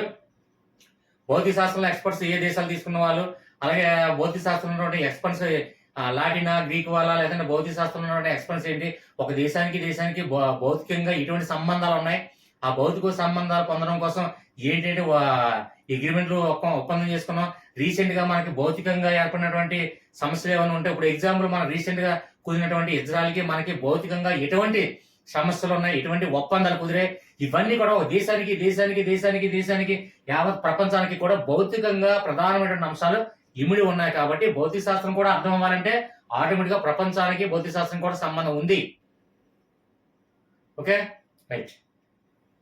ఇప్పుడు ఎగ్జాంపుల్ నోబెల్ ప్రైజెస్ ఉన్నాయి. నోబెల్ శాస్త్రంలో నోబెల్ ప్రైజెస్ భౌతిక శాస్త్రంలో ఎవరికెవరికి ఇచ్చారు, నోబెల్ ప్రైజెస్ ఎక్కడ ఏ దేశంలోంచి ఇవ్వడం జరుగుతుంది, నోబెల్ ప్రైజ్ ఎంత, భౌతిక శాస్త్రంలో ఎవరెవరు తీసుకున్నారు, భౌతిక శాస్త్రంలో ఎక్స్పర్ట్స్ ఎవరో, అందులో నోబెల్ ప్రైజ్ తీసుకోలేని వాళ్ళు ఎవరో, నోబెల్ ప్రైజ్ తీసుకున్న వాళ్ళు ఎవరో, నోబెల్ ప్రైజ్ ఏ కంట్రీలో ఏ ఖండంలో ఎంత కరెన్సీ ఇస్తుంది, నోబెల్ ప్రైజ్ కి ఎవడ భూదానం చేశాడు, నోబెల్ ప్రైజ్ కి ఎవడ ఎకనామికల్ గా డబ్బులు ఇవ్వడం జరిగింది, నోబెల్ ప్రైజెస్ ఎప్పుడు స్థాపించడం జరిగింది, ఎక్కడ స్థాపించడం జరిగింది, ఇవన్నీ కూడా భౌతిక శాస్త్రంలో ఉన్నటువంటి ప్రతి ఎక్స్పర్ట్స్ ఇప్పటి వరకు మనం నేర్చుకున్నటువంటి భౌతిక ఫిజిక్స్ మొత్తం కూడా ప్రపంచం నుంచి వచ్చినాయండి. మొత్తం మన ఊర్లో నుంచి, మన గ్రామంలో నుంచి, మన స్టేట్ లో నుంచి, మన దేశంలో నుంచి వచ్చినవి మాత్రమే కాదు కదా.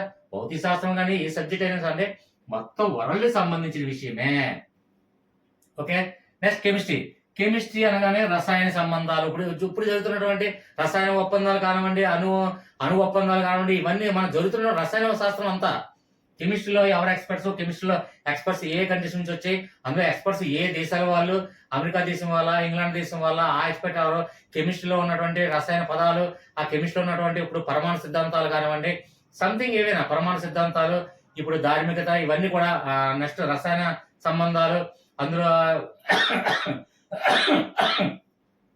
పరమాణు సంఖ్యలు, పరమాణు భారాలు, ఈ పరమాణు సంఖ్యల పేర్లు, ఆ పరమాణు సంఖ్యల పేర్లు, ఒక్కొక్కరు కనుగొన్న పేరు నుంచి ఏ దేశాల నుంచి ఎలా వచ్చారు. ఇప్పుడు example hydrogen, helium, lithium, beryllium, boron, carbon, nitrogen, oxygen, sodium, ఇలాంటి పేర్లు అవన్నీ ఉన్నాయి కదండి, పరమాణు సంఖ్యలు అవన్నీ కూడా ఎవరు కనబడితే వాళ్ళ పేర్ల మీదుగా కొన్ని పెట్టడం జరుగుతుంది. అలాగే వాళ్ళ యొక్క అందుకే ఇప్పుడు ఎగ్జాంపుల్ మనం కొనుక్కున్న పేర్లన్నీ కూడా మనకి చూడండి. ఎగ్జాంపుల్ సున్నా అని ఎవరు కొనుక్కున్నారో ఆర్యభట్ట, కాబట్టి మన పేర్లు ఒకలా ఉంటది. ఇప్పుడు ఇంగ్లీష్ వాళ్ళు, లాటిన్ వాళ్ళు, ఫ్రెంచ్ వాళ్ళు ఆల్ కొనుక్కున్నాం ఏంటంటే వాళ్ళ పేర్లు డిఫరెంట్ గా ఉంటాయి. కాబట్టి వాళ్ళ పేర్లు ఈ హెచ్డి, హీలియం, నైట్రోజన్, హీలియం, లేదా హైడ్రోజన్, హీలియం, ఆక్సిజన్, సోడియం, ఇలాంటి సంథింగ్ పేర్లు డిఫరెంట్ గా ఉంటాయి. ఆ డిఫరెంట్ కూడా పేర్లన్నీ కూడా మూలకాల పేర్లు కూడా ఆ మూలకాల పేర్లన్నీ కూడా ఆ వ్యక్తుల పేర్ల నుంచే వస్తుంటాయి. ఆ వ్యక్తులు ఏ కంట్రీకి చెందిన వాళ్ళు, ఏ దేశానికి చెందిన వాళ్ళు, ఎక్కడి నుంచి వచ్చిన వాళ్ళు, ఈ రసాయన శాస్త్రంలో ఉన్నటువంటి, కెమిస్ట్రీలో ఉన్నటువంటి అన్ని కూడా రసాయన సంబంధాలకు సంబంధించినటువంటి ఒప్పందాలు, అణు సామాగ్రి, నెక్స్ట్ బాంబులు, వెపల్లో ఒక దేశంలో ఉన్నటువంటి అణు సామాగ్రి ఎక్కడ ఉంది, రసాయన సంబంధాలు అంటే కెమిస్ట్రీ అంటే రసాయన సంబంధాలకు సంబంధించినటువంటి. ఇప్పుడు ఏ విధంగా ఏ దేశం బాగా రసాయన సంబంధాలతో బాగా డెవలప్మెంట్ అయింది. ఇప్పుడు ఎగ్జాంపుల్ ఎక్కువ అణు ఒప్పందాలు, అణు సామాగ్రి ఎవరి దగ్గర ఉంది, America, Russia, England, something India, next China, ఇలా సంథింగ్. ఆ రసాయన సంబంధించిన అణు సామాగ్రి ఎక్కడ ఉంది, ఎంత డబ్బులు ఉంది, రసాయన సంబంధాలకు సంబంధించినటువంటి మొత్తం యావత్ గొంతు పీకిందండి, ప్రపంచ పటానికి సంబంధంతో ఉంది. ఓకేనా. ఇంకా డెప్త్కి వెళ్తే ప్రతి పాయింట్ కూడా క్లియర్ గా నేను ఎక్స్ప్లెయిన్ చేయగలను, కానీ డెప్త్ అయిపోతుంది. ఇక బాటనీ వృక్ష శాస్త్రం అనగానే వృక్ష శాస్త్రానికి మన ప్రపంచానికి ఏంటి ఉంది, ఎక్కడ ఏ ఖండంలో ఎక్కువ వృక్షాలు ఉన్నాయి, ఆ వృక్షాలు అత్యంత విలువైన వృక్షాలు ఏంటి. ఇప్పుడు ఎగ్జాంపుల్ చూసుకున్నట్లయితే అమెజాన్ లో పెద్ద పెద్ద వృక్షాలు, అలాగే ఆఫ్రికా ఖండంలో చాలా పెద్ద వృక్షాలు, అడవులు, ఇవన్నీ కూడా వృక్షాలకు సంబంధించిన బాటనీ సంబంధించిన సబ్జెక్టులు కానివ్వండి, ఆ బాటనీ పితామహులు కానివ్వండి, బాటనీ ఎక్స్పర్ట్స్ కానివ్వండి, బాటనీలో తీసుకున్నటువంటి అవార్డ్స్ కానివ్వండి, నోబెల్ ప్రైజెస్ కానివ్వండి, వాళ్ళు ఎక్కడి నుంచి వచ్చారు, ఏ దేశాలకి బాటనీకి ఎగుమతులు దిగుమతులు కూడా అంటే వృక్ష సంపదలో దిగుమతులు. ఇప్పుడు ఎగ్జాంపుల్ వృక్ష బాటనీకి వెళ్ళినట్లయితే ఇది ప్రపంచానికి ఎక్కడ ఉందంటే, ప్రపంచంలో ఒక ఎగ్జాంపుల్ చెప్తాను చూడండి సింపుల్ గా. ప్రపంచంలోకెల్లా ఒకే ఒక్క వృక్ష సంపద కలిగినటువంటిది ఏంటి? ఎర్ర చందనం ఒక్క భారతదేశంలో మాత్రమే పండుతుంది. ఇది ఒక బిట్టు మరి. అంటే ఎర్ర చందనం అనేది ప్రపంచంలో మరి ఎక్కడ కూడా పండని పంట, పండని చెట్టు, పండని దుక్క ఎర్ర చందనం ఒక్క మన కంట్రీలో, మన స్టేట్ తమిళనాడు స్టేట్ లో మనకి సెంటర్ లో ఉంది. అలా ఎర్ర చందనం అంటే వృక్ష శాస్త్రానికి సంబంధించిన అన్ని కూడా ప్రపంచానికి సంబంధించి చాలా ఉన్నాయండి. ఇంకా వృక్ష శాస్త్రానికి సంబంధించినటువంటి ప్రపంచానికి ముడిపడినటువంటి అంశాలు లేవా? చాలా ఉన్నాయి. అవన్నీ చెప్తుంటే అలాగా వెళ్ళిపోతుంటది పట్టాల మీదకి. ఓకే ఫ్రెండ్స్, అంటే ఇంకా కావాలంటే బాటనీలో ఇంకా చాలా, ఇప్పుడు అలా కాదు, ఒక బాటనీ తీసుకున్నట్టయితే ఇప్పుడు బాటనీ స్టూడెంట్స్ అలా చూస్తూ ఉండొచ్చు. ఒక బఠానీ మొక్కతో ఒక పరిశోధకుడు పలానా ఫార్ములా కనుక్కున్నాడు అనేది లేదా చదవలేదా? ఆ బఠానీ మొక్క ఎక్కువగా బఠానీ మొక్కే ఉపయోగించడం జరుగుతుంది బాటనీలో. ఎందుకంటే బాటనీ స్టూడెంట్స్ అర్థమవుతుంది అది. ఎందుకంటే దాని మీద ఎక్కువ ప్రభావం చూపిస్తుంది. ఎక్కువ పరిశోధనలు ఎక్కువ బఠానీ మొక్క మీదే ఎక్కువ పరిశోధన జరిగాయి. ఆ బఠానీ మొక్క మీద ఎక్కువ పరిశోధన జరిగినటువంటి శాస్త్రజ్ఞుల పేరు ఎవరు? అది ఏ దేశం వాడు? ఏ లాటిన్ వాడా, గ్రీకా, లేదా ఫ్రెంచా, సంథింగ్ ఎక్కడ వాడు? ఈ దేశానికి బఠానీ మొక్కలకి, ఈ వృక్ష పరిశోధనలకి, ఇవన్నిటికీ కూడా ప్రపంచంలో ఎక్కడ ఏ వృక్షానికి ఏ విధంగా మనకి పరిశోధనలు జరిగాయి, ఎక్కడెక్కడ పరిశోధనలు జరిగాయి, ఆ వృక్షాల్లో ఏదైతే ఆక్సిజన్, నైట్రోజన్ సంథింగ్ ఏవి ఉన్నాయి, కార్బన్ డైఆక్సైడ్ ఎంత తీసుకుంటది, ఏ వృక్షానికి ఎంత హైట్ పెరుగుతుంది, ఏ వృక్షానికి ఎంత తక్కువ ఉంటది, అది ఎక్కడ ఏ వృక్షం ఎక్కడ ఏ అడవిలో పెరుగుతుంది, ఏ అడవిలో ఎక్కువ వృక్ష సంపద ఉంది, ఈ మొక్కలు కానీ పరిశోధనలు కానీ మొత్తం బాటనీ సంబంధించింది కూడా మొత్తం వరల్డ్ మ్యాప్ సంబంధించిందే ఉంటుందండి. ఇది ఆటోమేటిక్ గా వరల్డ్ మ్యాప్ తెలిసిన వాడికి ఆటోమేటిక్ గా బాటనీ నుంచి డెప్త్ గా టాపిక్ కనుక అది క్లియర్ గా అర్థమవుతుంది. Okay friends, next one zoology. జంతు శాస్త్రం అనగానే రకరకాల జంతువులు. ఇప్పుడు ఉన్నటువంటి సౌత్ ఖండంలో ఉన్నటువంటి మృగాలు, ఇక్కడ మనకు ఉన్నటువంటి గిరి అడవులో, గుజరాత్ లో ఉన్నటువంటి రాజస్థాన్ గుజరాత్ లో ఉన్నటువంటి గిరి అడవుల్లో ఉన్నటువంటి మృగాలు, అక్కడ మృగాలకి ఇక్కడ మృగాలు తేడా. అలాగే జంతు శాస్త్రం ఉన్నటువంటి జంతువులకు ఉన్నటువంటి, ఇప్పుడు ఆఫ్రికన్ కోతి ఒకలా ఉంటుంది, మన కోతి ఒకలా ఉంటుంది. మన మంకీస్, ఆఫ్రికన్ మంకీస్, దానికి దీనికి సంబంధం ఏంటి? జంతువుల్లో ఉన్నటువంటి అక్కడ పరిశోధనలు ఎలా జరుగుతాయి, ఇక్కడ జంతువుల మీద పరిశోధనలు ఎలా జరుగుతున్నాయి. ఫస్ట్ ఆఫ్ ఆల్ ఏదైనా మనకు వైరస్ ఏదంటే ఏ జంతువు మీద ప్రయోగాలు చేస్తారు, ఏ జంతువు మీద ప్రయోగాలు చేశారు? కుక్క మీద జంతువుల మీద ప్రయోగం చేశారా, ఎలగ మీద చేశారా, పిల్లి మీద చేశారా, లేదంటే పక్షుల మీద చేశారా, లేదంటే ఒక పులి మీద చేశారా, ఒక గాడి మీద చేశారా, సంథింగ్ ఆ జంతువుల మీద జరుగుతున్నటువంటి పరిశోధనలు, అది ఏ దేశాల్లో ఏ జంతువుల మీద పరిశోధన చేసి సక్సెస్ అయిన వాళ్ళు ఉన్నారు. ఇప్పుడు కరోనా వైరస్ కి దేని మీద సక్సెస్ అయ్యారు, ఏ జంతువుల మీద సక్సెస్ అయ్యారు, ఏ జంతువులు ఎక్కడ ఏ దేశాల్లో ఉన్నాయి, ఏ దేశాల్లో వృద్ధి చెందుతున్నాయి, ఏ దేశాల్లో అంతరించిపోతున్నాయి, ఏ పక్షులకి ఎంత పేరు, ఎక్కడెక్కడ ఏ దేశాలు ఎక్కడి నుంచి ఎక్కడ ఒక పక్షులకి వివిధ పక్షులు ఉన్నాయి, ఎన్ని రకాల పక్షులు ఉన్నాయి, సంథింగ్ ఇవన్నీ జంతు శాస్త్రంలో వెళ్ళేసరికి ఇవన్నీ కూడా ఆటోమేటిక్ గా అది పుల్లో మృగాలు, ఖడ్గ మృగాలు, అక్కడ లేని మృగాలు, ఇక్కడ ఉన్న మృగాలు అక్కడ, ఇవన్నీ కూడా జంతు శాస్త్రానికి ప్రపంచం యావత్తు జరుగుతున్న పరిశోధనలు మొత్తం తెలియాలి అంటే ఏదైనా ప్రపంచ పటం వస్తే ఆటోమేటిక్ గా మనకి అర్థమవుతుంది క్లియర్ గా. ఓకే ఫ్రెండ్స్, ఇక very most important current affairs. Current affairs రావాలంటే ఖచ్చితంగా వరల్డ్ మ్యాప్ రావాల్సిందే. వరల్డ్ మ్యాప్ రాకుండా నేను కరెంట్ అఫైర్స్ చదివేస్తాను, బిట్లు చదివేసి నేను కాంపిటేటివ్ ఎగ్జామ్ రాస్తానంటే డమ్మీ, ఇంపాసిబుల్. ఎందుకంటే కరెంట్ అఫైర్స్ అనేది రష్యా ఉక్రెయిన్ కి జరుగుతున్న యుద్ధాలు ఉన్నాయి, అలాగే ఇప్పుడు ఇజ్రాయెల్ కి మనకు ఒప్పందాలు ఉన్నాయి, సార్క్ లో ఉన్నటువంటి కంట్రీస్ ఉన్నాయి, శ్రీలంక కి మనకు ఉన్నటువంటి ఒప్పందాలు ఉన్నాయి, రీసెంట్ గా బంగ్లాదేశ్ లో జరుగుతున్నటువంటి అక్కడ ఎలక్షన్స్ కానీ, ఇప్పుడు బంగ్లాదేశ్ లో ఎలక్షన్స్ అయితే మనకి పాకిస్తాన్ లో ఎలక్షన్ అయితే, ఉక్రెయిన్ లో ఎలక్షన్ అయితే, అమెరికా రాజ్యాంగంలో ఎలక్షన్స్ అయితే, కానీ ఇవన్నీ కరెంట్ అఫైర్స్. అంటే ప్రపంచంలో ఏం జరుగుతుందో నీకు తెలియాలి. ప్రపంచంలో ఏం జరుగుతుందో నీకు తెలియకపోతే నువ్వు ఒక బాధ్యతయుతంగా నువ్వు ప్రజలకు కానీ ఏదైనా సరే ప్రపంచంలో ఏం జరుగుతుందో దానికి అనుగుణంగా నువ్వు నడుచుకోవాలి. నీ పద్ధత తీరు, నీ మానవాళి తీరు మొత్తం ఇవన్నీ కూడా నీకు తెలియాలి. ప్రపంచంలో ఏం జరుగుతుంది, మంచిది చెడేది, ఎకనామిక్స్ ఏంటి, మొత్తం ఈ సబ్జెక్టులు history, geography, economics, botany, zoology, ప్రపంచంలో ఏం జరుగుతుంది, ప్రపంచంలో ఏం జరుగుతుందో నీకు తెలుసుకోవాలని బాధ్యతవి నువ్వు మానవుడికి కాదు. కాబట్టి మానవాళిలో జరిగినటువంటి సంఘటనలు, ఇప్పుడు ప్రపంచంలో ఏం జరుగుతున్నాయి, ఇప్పుడు ఎగ్జాంపుల్ సునామీ వస్తుంది, లేదంటే భూకంపం వచ్చింది, భూకంపం ఎంత రెక్టర్ స్కేల్ మీద ఎంత చూపించింది, అసలు రెక్టర్ స్కేల్ అంటే ఏంటి, రెక్టర్ స్కేల్ అంటే ఏంటి, రెక్టర్ స్కేల్ ఎంత చూపించింది, అక్కడ ఆ భూకంపం తీవ్రత ఎంత ఉంది, ముందు భూకంప తీవ్రత ఎంత ఉంది, నెక్స్ట్ ఏంటంటే సునామీ ఎప్పుడు వచ్చింది, సునామీ మళ్ళీ వచ్చే అవకాశం ఉందా, సునామీ ఎప్పుడు వస్తుంది, సునామీ వస్తే దాని తీవ్రత ఎంత ఉందా, సునామీ వస్తే ఏ దేశాలకి దాని ప్రభావం చెంది ఉంది, ఇప్పుడు తుఫాన్ వచ్చింది, లేదంటే సంథింగ్ రకరకాల ఏంటి జపాన్లో ఉన్నటువంటి అగ్ని ఇవన్నీ కూడా లావాలు బయటికి రావడం, ఆ అగ్ని ప్రమాదాలు ఇవన్నీ కూడా ఇవన్నీ ఏంటి ప్రపంచంలో ఎక్కడ జరుగుతుంది, ఏ దేశంలో జరుగుతుంది ఏంటి, ఇవన్నీ ప్రపంచంలో నలుమూలలో ఉన్నటువంటి అది ఒక విషయమే కాదండి, అన్ని రకాల విషయాలు కలిపి ప్రపంచంలో నలుమూలలో ఎక్కడ ఏం జరిగినా కరెంట్ అఫైర్స్ అడుగుతారు. కాబట్టి ప్రపంచం మొత్తం ఎక్కడ మ్యాప్ పాయింట్ నీ చేతిలో ఉంటే ఎక్కడ ఏ విషయం ఎక్కడ ఏం జరిగిందని దాన్ని బట్టి కొన్ని మనకు తెలియపోయినప్పటికీ కూడా ఆన్సర్ చేయొచ్చు. తెలియపోయినప్పుడు కూడా అది మేము వినకపోయినా ఇప్పుడు ఎగ్జాంపుల్ ఇప్పుడు కరెంట్ అఫైర్స్ లో ఒక పదం ఉంది. ఆ పదం చూడండి. ఇప్పుడు ఎగ్జాంపుల్ ఉగాండా అని ఉంది. ఉగాండా అనగానే మనకి ఆలోచన ఏమొస్తుంది? ఖచ్చితంగా ఆ ఉగాండా ఇది ఆఫ్రికా ఖండం గురించి మన ప్రపంచ పటం తెలుసు. ఆఫ్రికా ఖండం మనకు తెలుసు. అది భూమధ్య రేఖ అనుగుణంగా ఉంది. భూమధ్య రేఖ సంబంధించి దానికి అంటుకొని ఉంది. కాబట్టి అక్కడ ఆఫ్రికా ఖండం నల్లగా ఉంటారు. నల్ల జాతీయులో ఉన్నటువంటి మొత్తం కంట్రీస్ ఏంటి? ఉగాండా, జింబాబ్వే, నమీబియా ఇలాంటి సంథింగ్ వీళ్ళందరూ ఉంటారు. కాబట్టి ఖచ్చితంగా ఒక జింబాబ్వే పేరు లేదా ఉగాండా పేరు చెప్తే ఆ ఉగాండానికి మనం ఎస్టిమేట్ చేసుకొని మనం తెలియకపోయినా ఈ మ్యాప్ పాయింట్ ఒక్కదాన్ని అనుసరించుకొని ఉగాండా పలానా ఖండంలో ఉందని మనం చెప్పొచ్చు. ప్రపంచ పటం వస్తే అది ఏ ఖండంలో ఉందని కూడా చెప్పొచ్చు. ఇప్పుడు ఆఫ్రికా ఖండంలో ఉంది. ఇప్పుడు ఉగాండా పేరు మనకు తెలిసిందే.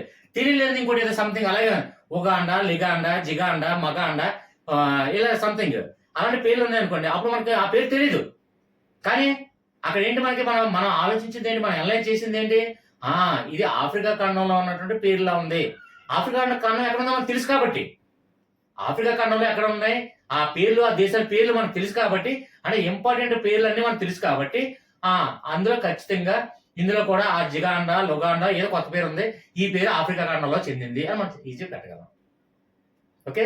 అలాగే ఇప్పుడు European countries Poland, England, Ireland, New Zealand ఇలా సంథింగ్ ఇలాంటి అక్కడ ఆ పేర్లన్నీ కూడా ఇప్పుడు యూరోపియన్ కంట్రీస్ ఆ విధంగా ఉన్నాయి అనుకోండి. ఆ విధంగా ఉన్నట్టు బట్టి సంథింగ్ ఫిన్లాండ్, ఇంగ్లాండ్, న్యూజిలాండ్ లేకపోతే గ్రీన్లాండ్, ఐలాండ్ సంథింగ్ ఇలాంటివన్నీ కూడా అలాంటి సందర్భంలో ఇది యూరోపియన్ కంట్రీస్ లో చెందినట్టు ఉందేమో అని ఆ యూరోపియన్ కంట్రీస్ లో అలాంటి పేరు ఉన్నప్పుడు ఆ ఖండంలో తీసుకెళ్ళి ఎస్టాబ్లిష్ చేయొచ్చు ఆన్సర్ లో. అంటే దీనికి మొత్తానికి ఏదైనా మీకు ఏం కావాలి? మొత్తానికి వరల్డ్ మ్యాప్ కావాలండి. కరెంట్ అఫైర్స్ మొత్తం ఎక్కడ ప్రపంచంలో ఏం జరుగుతుంది ఏంటి మొత్తం మనం ఎలా చేయాలన్నా ఏదైనా వరల్డ్ మ్యాప్ తెలిస్తేనే కరెంట్ అఫైర్స్ అనేది నీకు అర్థం అవుతుంది ఫస్ట్. లేదంటే అర్థం కాదు.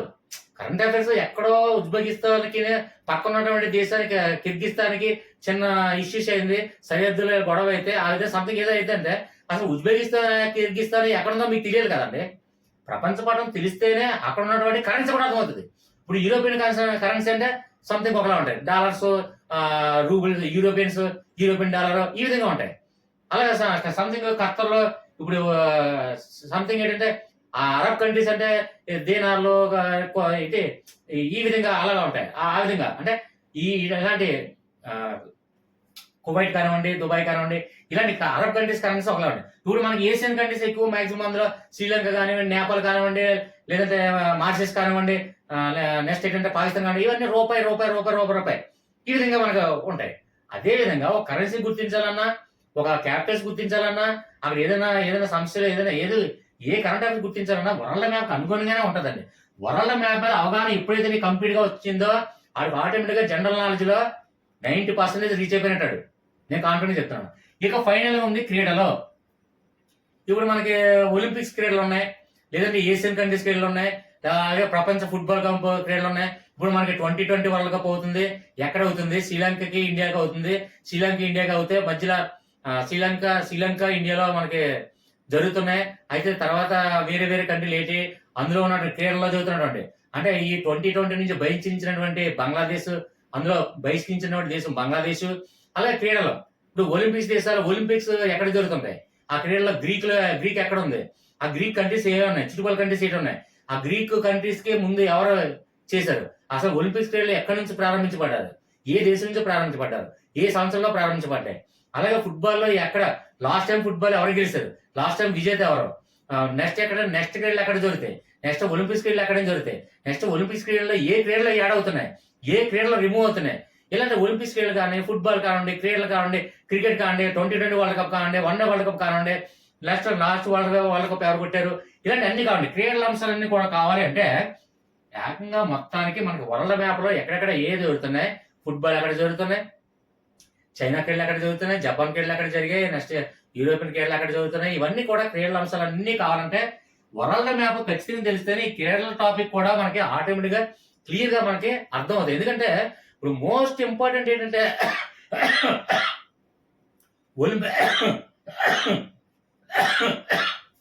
మనకి మోస్ట్ క్రీడల్లోనే ఒలింపిక్స్ క్రీడలు ఎక్కడ జరిగాయి, ఇది అసలు గ్రీక్ ఎక్కడ ఉంది, లేదంటే పలానా దేశం ఎక్కడ ఉంది, పోలాండ్ ఎక్కడ ఉంది, ఇంగ్లాండ్ ఎక్కడ ఉంది, ఫుట్బాల్లో మంచి ఇప్పుడు మెస్సీ క్రీడాకారుడు మనం రీసెంట్ గా వచ్చాడు, సచిన్ తో కూడా ఇంట్రొడ్యూస్ అవడం జరిగింది, మన ఇండియాకి వచ్చేది సచిన్ తో మీట్ అవడం జరిగింది. మెస్సీ ఫుట్బాల్ టాప్ ప్లేయర్ కాబట్టి ఇలాంటి అతను ఏ క్రీడకు చెందినవారు, అలాగే ఏ దేశానికి చెందినవాడు, అర్జెంటీనా దేశానికి, అర్జెంటీనా ఎక్కడ ఉంది, ఇక్కడ ఉంటుంది మ్యాప్. ఇక్కడ మనకి ఇక్కడ నుంచి ఇలా తీసుకుంటే ఆఫ్రికా ఖండంలో చివరన ఇక్కడ ఉంటుంది అర్జెంటీనా. ఓకే, అంటే ఆ మ్యాప్ ఎక్కడ ఉందో తెలిస్తే అర్జెంటీనా ఇక్కడ నుంచి మెస్సీ ఇక్కడ ఈ దేశాలు టచ్ చేసుకుని ఎలా వచ్చాడు అనమాట ఐడియా వచ్చేస్తుంది. మ్యాప్ పండిస్తే ఆటోమేటిక్ ఆ దేశం ఎక్కడ ఉంది, ఆ దేశ క్రీడ ఆ దేశ క్రీడల కంటే ఇక్కడ ఉన్నటువంటి దేశాలన్నీ క్రీడాకారుడు అతను. ఇటలీ, అలాగే ఫుట్బాల్లో ఇటలీ, నెక్స్ట్ ఏంటంటే అర్జెంటీనా, మెక్సికో, ఇలాంటివన్నీ కూడా క్రీడల్లో ఎక్కడెక్కడ జరుగుతున్నాయి ఏంటంటే ఇలాంటి అంశాలు అన్ని కావాలంటే ప్రపంచంలో ఏ దేశంలో ఎక్కడుందో గుర్తించగలిగితేనే ఆటోమేటిక్ ఈ టాపిక్స్ అన్ని మనకి క్లియర్ గా మైండ్ లో సేవ్ అవుతాయి, అర్థం అవుతాయి. సేవ్ అవడం పక్కన పెట్టండి, ముందు అర్థం అవుతాయి, లేదంటే ఏ అంశాలు కూడా అర్థం కావు. ఇక ఫైనల్ గా మేము ముగించే ముందు ఒక్క పాయింట్, చాలా ఇంపార్టెంట్ పాయింట్ అండి, వినండి. జాగ్రఫీ కానివ్వండి, హిస్టరీ కానివ్వండి, ఎకనామిక్స్ కానివ్వండి, పబ్లిక్ అడ్మినిస్ట్రేషన్ కానివ్వండి, పాలిటిక్స్, సోషియాలజీ, మ్యాథ్స్, భౌతిక శాస్త్రం, chemistry, botany, zoology, current affairs, something ఇంకా ఏమైనా సబ్జెక్టులు ఉంటే ఇంక్లూడింగ్ రాజ్యాంగంతో సహా, ఇంక్లూడింగ్ లా సిలబస్, ఎల్ఎల్బి సిలబస్ కానీ అందులో సంథింగ్ ఏదైనా సెక్షన్స్ కానివ్వండి, ఆర్టికల్స్ కానివ్వండి, అమెండ్మెంట్స్ కానివ్వండి, రాజ్యాంగంలో ఉన్నటువంటి ఆర్టికల్స్, అమెండ్మెంట్స్, షెడ్యూల్స్, భాగాలు, ఇవన్నీ కూడా ఏ టాపిక్ లో మీకు ఏం కావాలన్నా అందులో ఉన్నటువంటి ప్రధాన అంశాలు పదజాలం నుంచి తెలుసుకోవాలి. అది మెయిన్, ఇది ఫుల్ఫిల్ సబ్జెక్ట్ అండి. ఇది అంటే ఎగ్జాంపుల్ ఇక్కడ చూడండి, జాగ్రఫీ ఇందులో బాటనీ స్టూడెంట్స్ ఉంటారు, జువాలజీ స్టూడెంట్స్ ఉంటారు, ఫిజిక్స్ కెమిస్ట్రీ స్టూడెంట్స్ ఉంటారు, మ్యాథ్స్ స్టూడెంట్స్ ఉన్నారు, హిస్టరీ స్టూడెంట్స్ ఉన్నారు, ఎకనామిక్స్ స్టూడెంట్స్ ఉన్నారు, జాగ్రఫీ ఉన్నారు. ఈ స్టూడెంట్లు అది రాదు, ఆ స్టూడెంట్స్ ఇది రాదు, ఈ స్టూడెంట్స్ అది రాదు, ఈ స్టూడెంట్స్ ఇది రాదు. కానీ కామన్ గా ఈ అన్ని సబ్జెక్టులు కూడా నేను క్లియర్ గా మీకు ఎక్స్ప్లెయిన్ చేస్తాను. ఇది మనం నేర్చుకోవాల్సింది ఏంటి అంటే, ఇప్పుడు ఎగ్జాంపుల్ నేను చెప్తాను చూడండి. ఇప్పుడు ఎకనామిక్స్ టాపిక్ ఉంది, ఎకనామిక్స్ లో ద్రవ్యోల్బణం అంటే ఏంటి, ఓకే, అలాగా అంటే ఎకనామిక్స్ లో ఉన్నటువంటి మనకి అర్థం కాలేని పదజాలన్నీ కూడా ఒక బుక్ లో రాసుకోండి. ఫస్ట్ ఒక 20, 30, 25 అలా వస్తాయి. ఆ పదజాలాలకు అన్ని కూడా నేను క్లియర్ గా నేను చెప్పాలంటే ఒక్కొక్క సబ్జెక్ట్ కి ఒక్కొక్క పదజాలం నేను చెప్పమంటే డెఫినెట్ గా వీడియోలు చేస్తాను. అది మీ కామెంట్స్ రూపంలో, మీకంటే ఎవరికేమి ఎక్స్పెక్ట్ చేస్తానో నాకు తెలియదు కాబట్టి మీ కామెంట్ రూపంలో తెలియజేస్తే ప్రతి సబ్జెక్ట్ కి పదజాలాలు ప్లస్ అందులో ఉన్నటువంటి ప్రధాన అంశాలు. ఇప్పుడు హిస్టరీ తీసుకుని హిస్టరీలో చూసుకుంటే శిలాయుగం, రాతియుగం, మధ్యయుగం, తర్వాత క్రీస్తు పూర్వం, క్రీస్తు తర్వాత బుద్ధుడి కాలం, తర్వాత జైన మతం పుట్టినవి, ఈ రకరకాల క్రీస్తు శకం వచ్చినటువంటి తర్వాత ఈ రాజులు, తర్వాత ఏ రాజులు ఎవరి తర్వాత ఏ వంశస్థులు, ఎవరి వంశస్థుల తర్వాత ఎవరెవరో అలా ప్రధాన కారకులు, ఇవన్నీ కూడా అలాంటి హిస్టరీ గురించి ప్రధాన అంశాలు తీసుకున్నట్లయితే ఒక 20 నుంచి 30 ప్రధాన అంశాలు ప్రిపేర్ అవ్వాలి. అది ఫస్ట్. ఎకనామిక్స్ నుంచి ఫస్ట్ పదజాలం నేర్చుకోండి. అంటే ఎకనామిక్స్ లో వాడుతున్నటువంటి పదాలు వస్తుంటాయి, ఆ పదాలు అర్థం తెలుస్తాయి కదండి. ఎకనామిక్స్ లో మీరు డెప్త్కి వెళ్ళి అది ఏంటనేది తెలుసుకోవడానికి పదాలు మీకు అర్థం కావు కొన్ని. ఇప్పుడు మ్యాథ్స్ స్టూడెంట్స్, ఫిజిక్స్ కెమిస్ట్రీ వాళ్ళకి ద్రవ్యోల్బణం అంటే ఏంటి తెలియదు. ఓకే, అంటే ఎగ్జాంపుల్ నేను చెప్తున్నా. అలాగా ఎకనామిక్స్ లో మనకు అర్థం కాలేని పదాలన్నీ కొన్ని ఉంటాయి. ఇప్పుడు హిస్టరీ స్టూడెంట్స్ కి మనకి ఇప్పుడు కెమిస్ట్రీలోకి వెళ్తే అందులో పరమాణు సంఖ్య ఏంటి, పరమాణు భారం అంటే ఏంటి, నెక్స్ట్ ఏంటంటే ఎస్ ఆర్బిటల్ అంటే ఏంటి, పి ఆర్బిటల్ అంటే ఏంటి, ఇలాంటి పదజాలాల గురించి ఖచ్చితంగా ఆ కెమిస్ట్రీలో ఉన్నటువంటి పదజాలాల గురించి తెలుసుకోవాలి. ఫస్ట్ ఏదైనా సబ్జెక్ట్ ప్రిపేర్ అవుతున్నప్పుడు ఆ సబ్జెక్ట్ తీసుకొని, నేను చెప్పేది చూడండి, ఏ సబ్జెక్ట్ అయితే మీరు చదవాలనుకుంటున్నారో ఆ సబ్జెక్ట్ పదజాలాన్ని ముందు తీయండి, గ్యాదర్ చేయండి. బాటనీలో పదజాలం తీయండి, కెమిస్ట్రీలో పదజాలం తీయండి, ఫిజిక్స్లో పదజాలం తీయండి.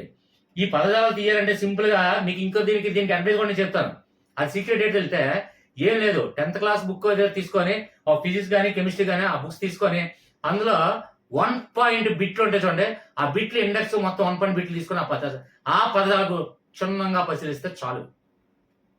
ఫిజిక్స్ కానీ కెమిస్ట్రీ కానివ్వండి, ఇలాగా బాటనీ కానీ జువాలజీ కానివ్వండి, ఇలాగా ఎకనామిక్స్ కానివ్వండి, పదజాలాలు ఎకనామిక్స్ లో కొన్ని టాపిక్స్ అది ఈ 10th క్లాస్ సిలబస్ వాటిలో ఉండవు, ఈ సపరేట్ సిలబస్ ఇవి, ఎందుకంటే అవుట్ ఆఫ్ సిలబస్ లో ఉంటుంది ఇది. ఎకనామిక్స్ లో వచ్చి పదజాలన్నీ కూడా ఒక 20-30 వస్తాయి. ఆ పదజాలన్నీ కూడా క్లియర్ గా నేను ఎక్స్ప్లెయిన్ చేస్తాను. అలాగే పబ్లిక్ అడ్మినిస్ట్రేషన్ ఉన్నటువంటి పదజాలాలు, అలాగే పాలిటిక్స్ లో ఉన్నటువంటి పదజాలం. పాలిటిక్స్ లో పదజాలం ఉందనుకోండి, పాలిటిక్స్ అంటే ఏంటి, రాజ్యాంగంలో ఉన్నటువంటి పార్లమెంట్ ఉన్న సభలో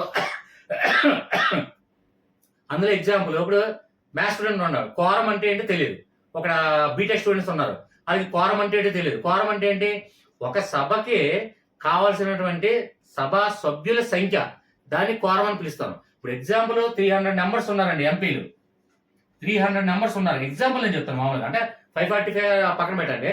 ఒక 300 సభ్యులు ఉంటే ఇందులో 10% చెప్పిన అంటే ఇప్పుడు ఒక పర్సంటేజ్ 10% చెప్పిన తీసుకున్నాం అనుకోండి, 30 మంది హాజరైతే అది కోరం సభ్యుల సంఖ్య అంటాం.